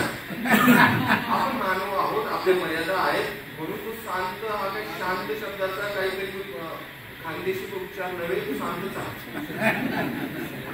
याच्याशी संबंधित एक प्रश्न आहे. याच्याशी संबंधित प्रश्न माझा की आपण म्हणतो की शांत विवेकवाद हा सोशली सिच्युएटेड आहे, तो कॉन्टेक्स्चुअल आहे. तो कॉन्टेक्स्ट बदलला, आदिवासीमध्ये वेगळा असेल आणि पाश्चिमात्य देशामध्ये तो वेगळा असेल, वेगवेगळ्या समाजाच्या स्थितीनुसार तो अवलंबून असेल. पण याचे आपल्याला काही सोपता काही असे पॅरामीटर्स तयार करता येतील का? या जसं मॉडेलिटी म्हणतो आपण, डेव्हलपमेंट मॉडेलिटीज असतात तशी याच्या काही मॉडेलिटीज आणि तसं काही आपण झालेलं आहे का जगभरामध्ये? हो, तेच प्रॅक्टिस फिलॉसॉफीचा उल्लेख केला की त्याला अमेरिकन स्थितीचा वापर केला जातो. इंग्लंडमध्ये कारण इंग्लंडची परंपरा आहे, त्यांचा जो विवेकवाद आहे तो अनुभववादी विवेकवाद आहे. म्हणून तुम्ही जर पाहिलं की त्यांच्याकडे लिखित कॉन्स्टिट्यूशन आहे, जसं रेडीमेड रिजिड फ्रेमवर्क नाही. ते ज्युरिस्प्रुडन्स हा शब्द वापरतात. म्हणजे की प्रत्येक परिस्थितीचं आपल्याला ते मेरिट ऑफ द केस पाहावं लागेल आणि तिथं ती लवचिकता असायला पाहिजे, कारण ती इम्पिरिसिझमवरती आहे त्यांचं. कारण त्यांची जी जॉन लॉक, डेव्हिड ह्यूमची जी परंपरा आहे तत्त्वज्ञानाची ती इम्पिरिसिझमची आहे. फ्रेंच आणि जर्मन परंपरा जी आहे ती बुद्धिवादाची आहे. म्हणजे सगळेच रिजिड त्यांचे रूट्स तयार असतात आणि ते त्याच्यात कोंबण्याचा प्रयत्न करतात. अमेरिकन ही प्रॅग्मॅटिझम आहे, म्हणजे ती प्रयोजनवादी आहे. परिणामांचा विचार करून मग ते काही बदल करू शकतात. आपल्याला परिणाम महत्वाचे, पण त्याच्यासाठी खोटं स्वरूप जरी खोटं तरी चालेल. आपल्याला काय परिणाम हवा आहे? आपल्याला अफगाणिस्तान वगैरे तिथं आपलं एक केंद्र तयार झालं पाहिजे. मग त्याची कारणं काय दिली की त्यांच्याकडे अणुवस्त्र आहेत वगैरे. हे जे आहे हा प्रयोजनवादी अमेरिकन प्रयोजनवाद, ब्रिटिश अनुभववादी विवेकवाद, फ्रेंच बुद्धिवादी जो विवेकवाद आहे, ही वेगवेगळी छटा ज्या आहेत तसा आपल्याकडे तसा अभ्यास नाही झालेला आहे. आता मी आपला जो प्रॅग्मॅटिझम अनुभववादी विवेकवाद जास्त मला महत्वाचा वाटतो, कारण प्रत्येक परिस्थिती वेगळी आहे आणि त्याची मेथोडॉलॉजिकल फ्रेमवर्क असू शकते. आपल्याकडे सबस्टॅन्टिव्ह नाही असू शकते. सबस्टॅन्टिव्ह म्हणजे आपण सर्वज्ञ होण्याचा तो प्रकार आहे की मला ऑलरेडी काहीतरी एक फॉर्म्युला मिळालेला आहे आणि तो बस आता कष्टाचं काम आहे. हा जो परिस्थिती जगनीय शांत विवेकवाद हे कष्टाचंच काम आहे आणि तेच महत्वाचं आहे. आता आदिवासीच्या संदर्भात वर्जिनियस खाता किंवा गणेश जोडणीचं काम आहे, तसं काम होऊ शकेल. हा, तेच भारतात तोच थोडा प्रॉब्लेम आहे. तो बऱ्यापैकी तकलादू परिस्थितीजन्य विवेकवाद आहे. कारण मी पाहतो की आदिवासी परिसरामध्ये काम करणारे आपलेच गुड वेल मिनिंग आपलेच मित्र असतात. नाशिक, मुंबई, पुण्याचे 30-30 वर्ष जातात तिथं, पण असं मेनस्ट्रीम मध्ये 30 वर्षात आदिवासी भागातून कुठलं नेतृत्व त्याचं नाव समोर येत नाही. मग हा पॉलिटिकल प्रिपरेशन तयार होतो. म्हणजे की का होत नाही? या माणसा म्हणजे असं म्हणायचंय की नेतृत्वाची क्षमता असेल त्यांच्याकडे. मग आपण हेच्याची चुलत भाऊ जातो आपण आहे ना, आणि यांना ते आहे म्हणजे आपले चुलत भाऊ म्हणे, आपण त्या आलेलोच म्हणे आहे की माझ्या मते की भूमिका आहे की आपण आदिवासी एरियात जातो तर तिथे जो अवकाश आहे तो समजून घेण्याचा आणि तिथे जे प्रिन्सिपल ऑफ जस्टिसनुसार आधुनिकता कशी तयार होते त्यांच्याकडून येणारी आधुनिकता ही काही रेडीमेड अशी काही गोष्ट नाही की कुठेतरी विकत घेणार किंवा जसं जॉर्ज म्हणायचा की we are going to export freedom to what is that Iran अशी काही ती एक्सपोर्ट इम्पोर्टची वस्तू नाही. मॉडर्नायझेशनच्या वस्तू एक्सपोर्ट इम्पोर्टच्या आहेत. आधुनिकता विचार कसे एक्सपोर्ट इम्पोर्ट नाही ते आपल्यालाच काहीतरी यावं लागतात. म्हणून त्याच्यासाठी आपल्याकडे आहे ही सरळ परंपरा, पण ती कधी सुप्त असते, कधी वरती येते आणि कधी तिला आपणच तिला बाजूला करत असतो, कारण ते आपले आर्थिक संबंध धोक्यात येतात. त्याच्यामुळे तुमचं घेऊन नंतर तुमचं. आपल्याकडे जे इंडिजिनियस धर्म आहेत ते लवकर बदलायला कसे तयार नसतात. तर त्यांच्यामध्ये डिबेटमध्ये यावं किंवा आधुनिकता यावी किंवा त्यांनी विज्ञान लवकर ॲक्सेप्ट करावं याच्यासाठी म्हणजे खूप जास्त इंटेलेक्च्युअल किंवा संसाधनं नसताना काय करता येईल. मी जिथं शिकवतो ते फार महत्वाचं उदाहरण आहे. जेईला ज्या पद्धतीने बदनाम करण्यात आलेले का करण्यात आले त्याची कारण निर्माण जर केली तर स्पष्ट आहे. हा जो तुम्ही जो प्रश्न उपस्थित केलेला आहे त्याचा प्रयोग म्हणजे जेई. जेई 1100 एकरचं कॅम्पस आहे साऊथ दिल्लीमध्ये. तिथं 600 प्राध्यापक असतात, 7,000 विद्यार्थी असतात, 10 विद्यार्थी प्राध्यापक असतो आणि रेशो आहे. आणि ती व्यवस्था निर्माण करण्यासाठी इंदिरा गांधी यांनी ऍक्ट ऑफ पार्लमेंटने ती निर्माण केली आहे. आणि तिथं काय असतं की तिथं येणारा जो विद्यार्थी आहे त्याच्यासाठी डेप्रिवेशन पॉईंट्स नावाचे वेगवेगळे प्रकार इम्प्लिमेंट केले जातात. फक्त जात वगैरे एवढाच वापर केला जात नाही की पूर्ण भारतातील महाराष्ट्र सगळ्याच पद्धतीचे विद्यार्थी तिथं आले पाहिजे म्हणून वेगवेगळे डेप्रिवेशनल सिस्टम वापरण्यात आले. की कोणी समजा स्त्री असेल तिला पासपोर्ट, तर ती स्त्री असेल आणि कुठेतरी मराठवाड्यातल्या मागासलेल्या शहरातून असेल प्लस पासपोर्ट दाखवून झाले. स्त्री आहे आणि ती SC आहे परत पासपोर्ट, असं ते क्युम्युलेटिव्ह त्याच्यामध्ये आमच्याकडे रिप्रेझेंटेशन असतं झालं. मग अशा पद्धतीने विद्यार्थी स्वीकारल्यानंतर जेईचं जे वातावरण आहे ते इंटरनॅशनल आहे. तिथे त्या काळी जे फॅकल्टीज सिलेक्ट करण्यात आले त्याशिवाय निवडून आणलेल्या म्हणजे त्यांना ऑथॉरिटी समजतो आपण. कोटाची नव्हती बरेच म्हणजे ते एज्युकेशनसाठी कम्युनिकेट होते आणि तिथं फीज नसल्यासारखी आहे. म्हणजे अशोकामध्ये सगळे जे उदाहरण दिलं तुम्हाला, अशोकाची प्रायव्हेट युनिव्हर्सिटी आहे. तिथं प्रोग्रामची म्हणजे युनिव्हर्सिटीची फीज 50 लाख रुपये आहे. तिथं आमचे विद्यार्थी शिकवतात आणि आम्ही जिथं शिकवतो तिथं 130 रुपये सेमेस्टरला द्यावे लागतात. 130 रुपये. जेव्हा 5 वर्ष 6 वर्ष कुठल्या तरी झारखंडचा म्हणूया किंवा मराठवाड्यातील माझ्यासारखा उत्तर महाराष्ट्रातला विद्यार्थी तिथं जातो, तो फ्रेंच तत्वज्ञान सुद्धा शिकू शकतो. तोच प्रयोग आहे आणि मला कोणीही बाद केले नाही तिथं, कारण तिथं तो एक लोकशाही तत्वांचा वापर फ्रेंडली ऍटमॉस्फिअर असतो. असं विद्यार्थी आणि प्राध्यापकांमध्ये ते अंतर नाही. रेसिडेन्शियल कॅम्पस वगैरे सगळे असतात आणि प्राध्यापक आहे किंवा भीतीचं वातावरण नाही. सगळ्यात महत्वाची गोष्ट जेईमध्ये अटेंडन्स नावाचा प्रकार नाही. म्हणजे सगळी जबाबदारी प्राध्यापकांवरती असते. विद्यार्थ्यांनी यावं त्याच्यासाठी कशी तयारी करावी लागते. 2-3 वर्षांपूर्वी अटेंडन्स कंपल्सरी करण्याचा प्रयत्न केला या रेजिमने. 3 महिने जेईच्या विद्यार्थ्यांनी जेईला लॉक लावून दिले होते. आपल्याकडे असं करून पहा, अटेंडन्स नाही असं सांगा तुम्ही किती विद्यार्थी येतील स्वतःहून तरी आपल्याला काहीतरी नवीन शिकायला मिळणार आहे. कारण आपले मास्टर म्हणजे फार तेजस्वी आहेत आणि काहीतरी अधिकार मान्य बोलतील. आपले मास्टर त्यांचा 70-80% वेळ त्यांचा काहीतरी कुठेतरी पदवीमध्ये लक्ष असतं त्यांचं असतं ना.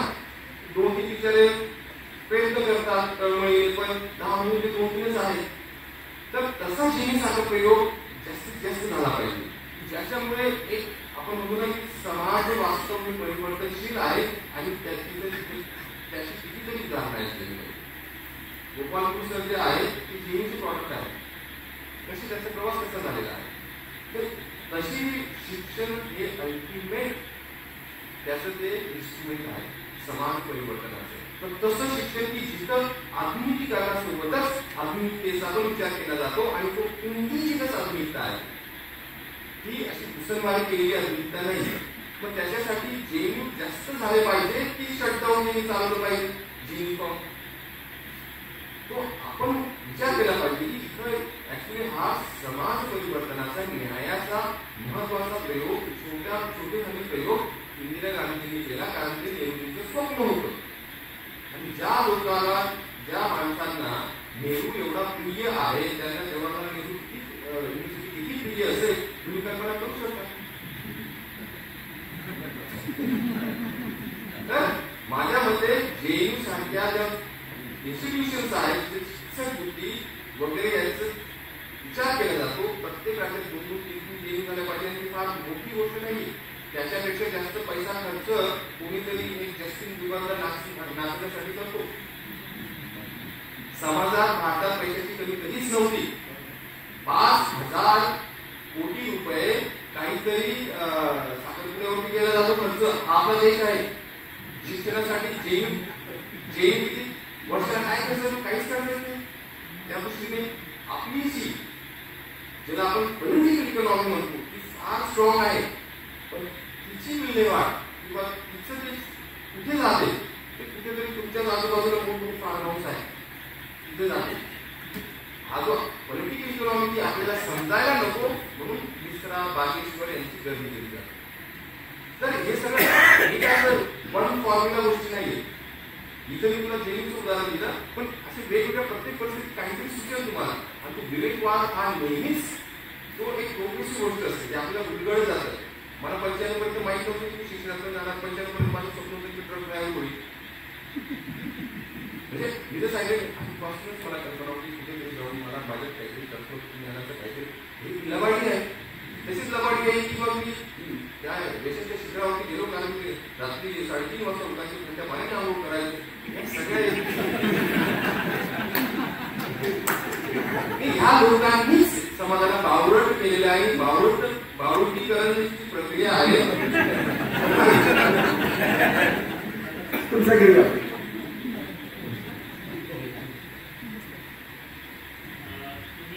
माझा प्रश्न म्हणजे लहान मुलं सारखा आहे की मी विज्ञानाचा विद्यार्थी आहे आणि तुम्ही जसं म्हणालात की आपल्याकडे शिक्षण व्यवस्था जी आहे त्याच्यात तत्वज्ञान किंवा सोशल सायन्सेस याची बऱ्यापैकी उपेक्षा केली जाते.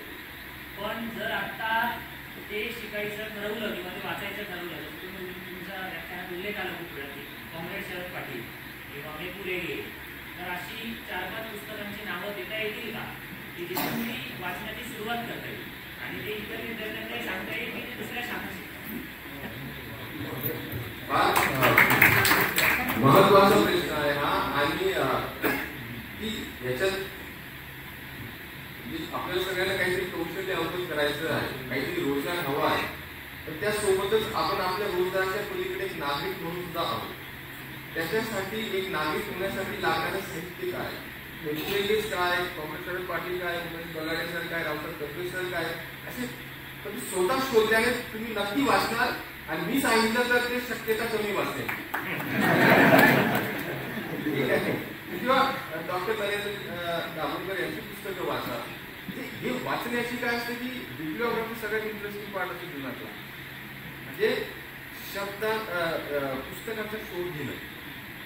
म्हणजे हा जरी तुम्ही प्रामाणिकपणे करत असाल आणि ते ऑर्गॅनिक असेल तर तुमची लाईफचा आकार किती जरी वाढला तरी तुम्हाला ती स्पेस इनहॅबिट करता येते. कारण तुम्ही शोधलेलं आहे. तुम्हाला माहिती की पुस्तक केव्हा कुठं कशासाठी लिहिलेलं आहे आणि तिथे काय संदर्भ आहे. नाहीतर काय करतो आपण एक पुस्तक वाचलेलं नसतं पण फक्त काहीतरी बॅकग्राऊंड मध्ये फोटो चांगला यावा. एका दणक्यात 40-50 हजाराची अशी पायरसीची पुस्तकं विकत घेऊन काहीतरी लावून देतो.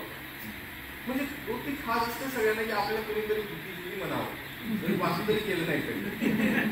Want to be intellectual is something everybody is training for. तो जो अंतर्विरोध आहे की अरे असं काय काय फायदा पैसे पण तुमच्या पिढा येतो कुटुंब तुमचं सायकोअनालिसिस झालं पाहिजे तुमचं मनोविश्लेषण झालं पाहिजे. हा जो प्रकार आहे म्हणून मी सांगतो की शोध घेणं. मी बऱ्याचदा म्हणतो की वाचन करणं महत्वाचं आहे. हे सांगणं फार सोपं आहे पण काय वाचावं हा तुमचा प्रश्न आहे. ते सगळ्यात अवघड आहे आणि ते जरी स्वतःहून शोध घेतला तर ते जास्त टिकाऊ असतं. ठीक आहे. कारण पुस्तकापर्यंत पोहोचणं ही फिजिकल ऍक्ट आहे. पुस्तकात शिकणं ही इंटेलेक्च्युअल सायकोलॉजिकल ऍक्ट आहे. पुस्तकापर्यंत कोणीही पोहोचतं पण एका पानाच्या पलीकडे जाता येत नाही आपल्याला कारण तो सरावाचा भाग आहे सवयीचा भाग आहे. काही लोकांना ती अशी असा सराव असतो की ट्रान्समध्ये जातात त्यांची एकाग्रताची क्षमता वाढते. म्हणजे आपली जी वाचनाची सवय नसते तर आपण जे फुलपाखरासारखं ह्या रीलमधून त्या रीलमधून सूरज चव्हाण मधून जस्टिन बिबर चालत असतो पेपर. हा जो प्रकार आहे ऍक्च्युअली मेंदू is your ultimate tool and we are destroying our brain. आपण काळजी घेतली आपल्या मेंदूची आणि आपल्याला कळतं की आपण त्याचा कसं सत्यानाश करतो. हे फार म्हणजे स्मरणशक्ती जी आहे ती सगळ्या जे न्यूजेस आहेत त्यांची जननी आहे. न्यूज हा शब्द तुम्हाला माहिती असेल. न्यूज म्हणजे कलेची प्रेरणा, जगण्याची प्रेरणा आहे. त्याला न्यूज म्हणतो, तिथून म्युझिक शब्द येतो, ते आपल्याला काहीतरी प्रेरित करतात, किंवा तिथून म्युझियम हा शब्द येतो. आणि न्यूज ह्या ग्रीक मायथॉलॉजीमध्ये 9 बहिणी आहेत त्या, आणि त्यांच्या आईचं नाव निमोझिनी, निमॉनिक म्हणजे स्मरण शक्ती येतो. आपण आईचीच काळजी घेतली स्मरण शक्तीची, कारण आपण खंडित असतो, सलगपणे विचार करत नाही, 10 वेगवेगळ्या गोष्टी एकाच वेळेस असं न्यूज पाहत असतो. वाचन केल्याने फक्त तुम्हाला माहिती मिळवण्यासाठी वाचन करते, ज्ञान मिळवण्यासाठी वाचन करत नाही, तर तुमची मेंटल हेल्थसाठी सुद्धा वाचन करावं लागतं. आणि मेंटल हेल्थ हा जो इश्यू आहे, किंवा जी सलगता असते, विचार करण्याची सलगता, किंवा व्यक्तिमत्वातलं जे कोहिरन्स असतं, त्याच्यासाठी वाचन केलं जातं. तुम्ही शास्त्रज्ञ असा किंवा इंजिनियर असा, याच्यासाठी काय तुम्ही काही माहिती मिळवण्यासाठी किंवा तुमच्या प्रोफेशनमध्ये प्रमोशनसाठी करत नाही, ते तुमच्या एकूण कोहिरन्ससाठी. कारण आपण मॅटर जरी असेल तरी सगळं प्रवाही आहे, कुठला असं धागा आहे जो आपल्याला एकत्रित ठेवतोय, ही म्हणजे आपली बुद्धी, आपली स्मरणशक्ती आणि आपली faculty of imagination, faculty of reason आणि फॅकल्टी ऑफ मेमरी. आणि फॅकल्टीचाच आपण विचार करत नाही, कारण त्याच्यासाठी लागणारं साहित्य आपल्याला वाटायला येत नाही. आपण फक्त कुठल्या तरी सत्संगमध्ये जाऊन बसतो, तरी फायदा होत असेल तर करा. पण माझं तरी झालं, मी सगळे स्वाध्याय केले, दारू नापास झाला. शिकलेली माणसं राजकारणाला अस्पृश्य मानतात, पण वास्तव असं आहे की सत्ता कारणामध्येच बऱ्याच गोष्टी एकवटलेल्या आहेत. तुम्हाला असं वाटतं आणि या गुन्ह्यासारखे वेगवेगळे काही सुद्धा राजकारणामध्ये ह्या मुलाने जो प्रश्न विचारला तो सुद्धा राजकारणात यायला पाहिजे. त्याच्यासाठी कुठेतरी एक महान नेता शोधण्याची ही पद्धत आपण बंद केली पाहिजे. कारण कुठेतरी कुठला महान नेता असो, तो शरद बावीसकर असो, कोणी असो, प्रोटेक्शन होत असेल, त्याच्या मागे आपल्याला काहीतरी आक्रोश होतोय का? आपल्या परिस्थितीत आपण नेता निर्माण करू शकतो की आपण नेहमी कुठेतरी एक काहीतरी सुपरमॅन, काहीतरी समाज जगाला वाचवणारा, त्याच्याकडे आपण वाट पाहतो. तुमच्याच गावात, तुमच्याच गल्लीत असं कोणीतरी आहे का त्याच्यात एक किमान आदर्शवाद आहे, किमान प्रामाणिकता आहे, किमान ती त्याच्याकडे ती विचारशक्ती आहे? म्हणून माझ्या प्रश्नाचं हे उत्तर आहे की ते आजूबाजूला शोधलं पाहिजे. जो कन्हैया कुमार आहे तो पण त्याच्या पद्धतीने शोधतोय, तो पण प्रयत्न, आमचाच विद्यार्थी आहे. तर चांगल्या माणसांनी राजकारण, पॉलिटिकल फिलॉसॉफीचा प्राध्यापक असल्यामुळे राजकारण सगळ्यात निर्णायक असतं. म्हणून राजकारणात जेव्हा चांगली लोक येतात तर आपण वेगवेगळ्या पद्धतीने त्यांना पाठिंबा दिलाच पाहिजे.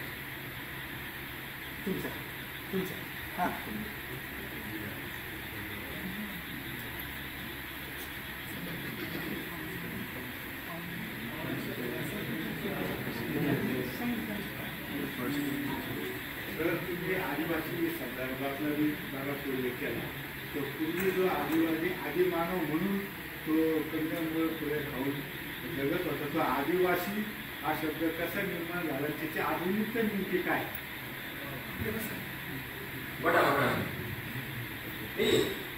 जसे आदिवासी मराठी कळते ना, जेव्हा आदिवासी कंदमुळे वगैरे खात होता तर तो आदिवासी होता. जेव्हा आता ते कंदमुळेंना सुपर मार्केटमध्ये पॅकेजिंग केलं जातं तर ते बायो ऑर्गॅनिक फूड वगैरे म्हणून ते विकलं जातं. काहीतरी त्याची किंमत 10 पटीने जास्त. तो आदिवासी याच्या दृष्टिकोन ते कोण आहेत ते समजणं जास्त महत्वाचं. त्यांनी काय म्हटलेले त्याचं राजकारण ओळखणं ते महत्वाचं. आता आदिवासी ज्यांना म्हटलं जातं ते काय म्हणतात स्वतः, त्यांचं सेल्फ रिप्रेझेंटेशन काय आहे, त्याचे दस्तावेज कुठे आहेत किंवा त्यांच्या मौखिक परंपरा कुठे आहेत, त्यांचा विचार आपण करतो की आपण त्यांना काय म्हणतो. म्हणजे हिंदू हा शब्द तसाच वापरण्यात आला होता. हिंदू ही पॉझिटिव्ह आयडेंटिटी नव्हती. बाहेरच्या लोकांना हा सगळा कारभार दिसत होता म्हणून त्यांनी सगळ्यांना हिंदूच म्हटलेलं होतं. पण इथं कोणी कोणी म्हणतोय की मी वैश्य आहे, कोणी मी हा आहे, तो आहे, त्याच्या वेगवेगळ्या ओळखी होत आहेत. तसं तो आपण शोध घेतला पाहिजे की आदिवासी काय म्हणतोय स्वतःला, तो का म्हणतोय, त्याचं भावविश्व काय आहे, त्याची जगण्याची पद्धत काय, ते स्टडी झाले पाहिजे. जसं आदिवासी स्वतःला कोळ्या म्हणतात, बहुतेक आदिवासी कास्तकारी शेतकरी म्हणून पण आयडेंटिटी असते. ती आयडेंटिटी आपण ब्रिटिशांच्या वसाहत काळात आदिवासींना घडवलं, म्हणजे आदिवासींविषयीचे फिल्म घडवले आणि त्याच आपण कंटिन्यू केल्या असले. पुढचा आहे शेवटचं दोन.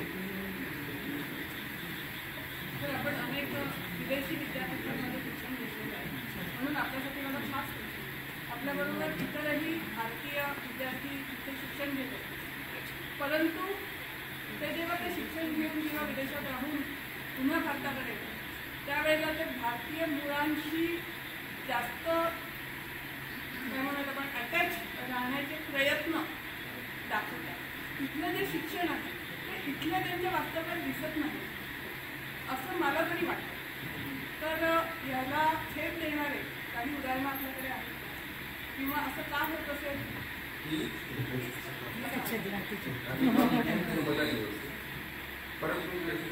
जी भारतीय विद्यार्थी जे परदेशात शिक्षण घेतात ते परदेशातून भारतात खुलेपणा आणताना दिसत नाही किंवा त्या पद्धतीने व्यक्त होताना दिसत नाही.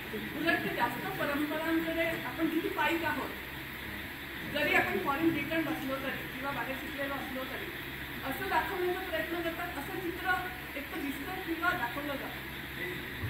असं आहे का आणि त्याला काही अपवाद आहेत का ते आपल्याला अपवाद आहेत पण ते तुमच्या बरोबरच शिक्षण आहे.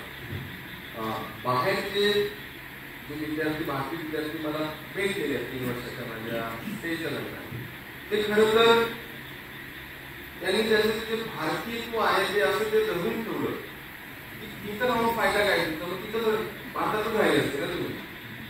जे स्वतःच्या कातडीच्या बाहेर पडून तो समाज कसा जगतोय त्याचा आस्वाद घेण्याची क्षमता नसलेले कॉन्स्टिपेटेड लोक आणि इथे येऊन सुद्धा ते काय करतात तर धड तिकडचे धड इकडचे. ठीक आहे. मग ते काहीतरी जे ऑलरेडी प्रस्थापित आहे भारतात की ज्याला काहीतरी मान सन्मान आहे त्याच्याशी असोसिएशन करून ते बॉरो करतायत प्रतिष्ठा. म्हणजे त्यांच्याकडे 2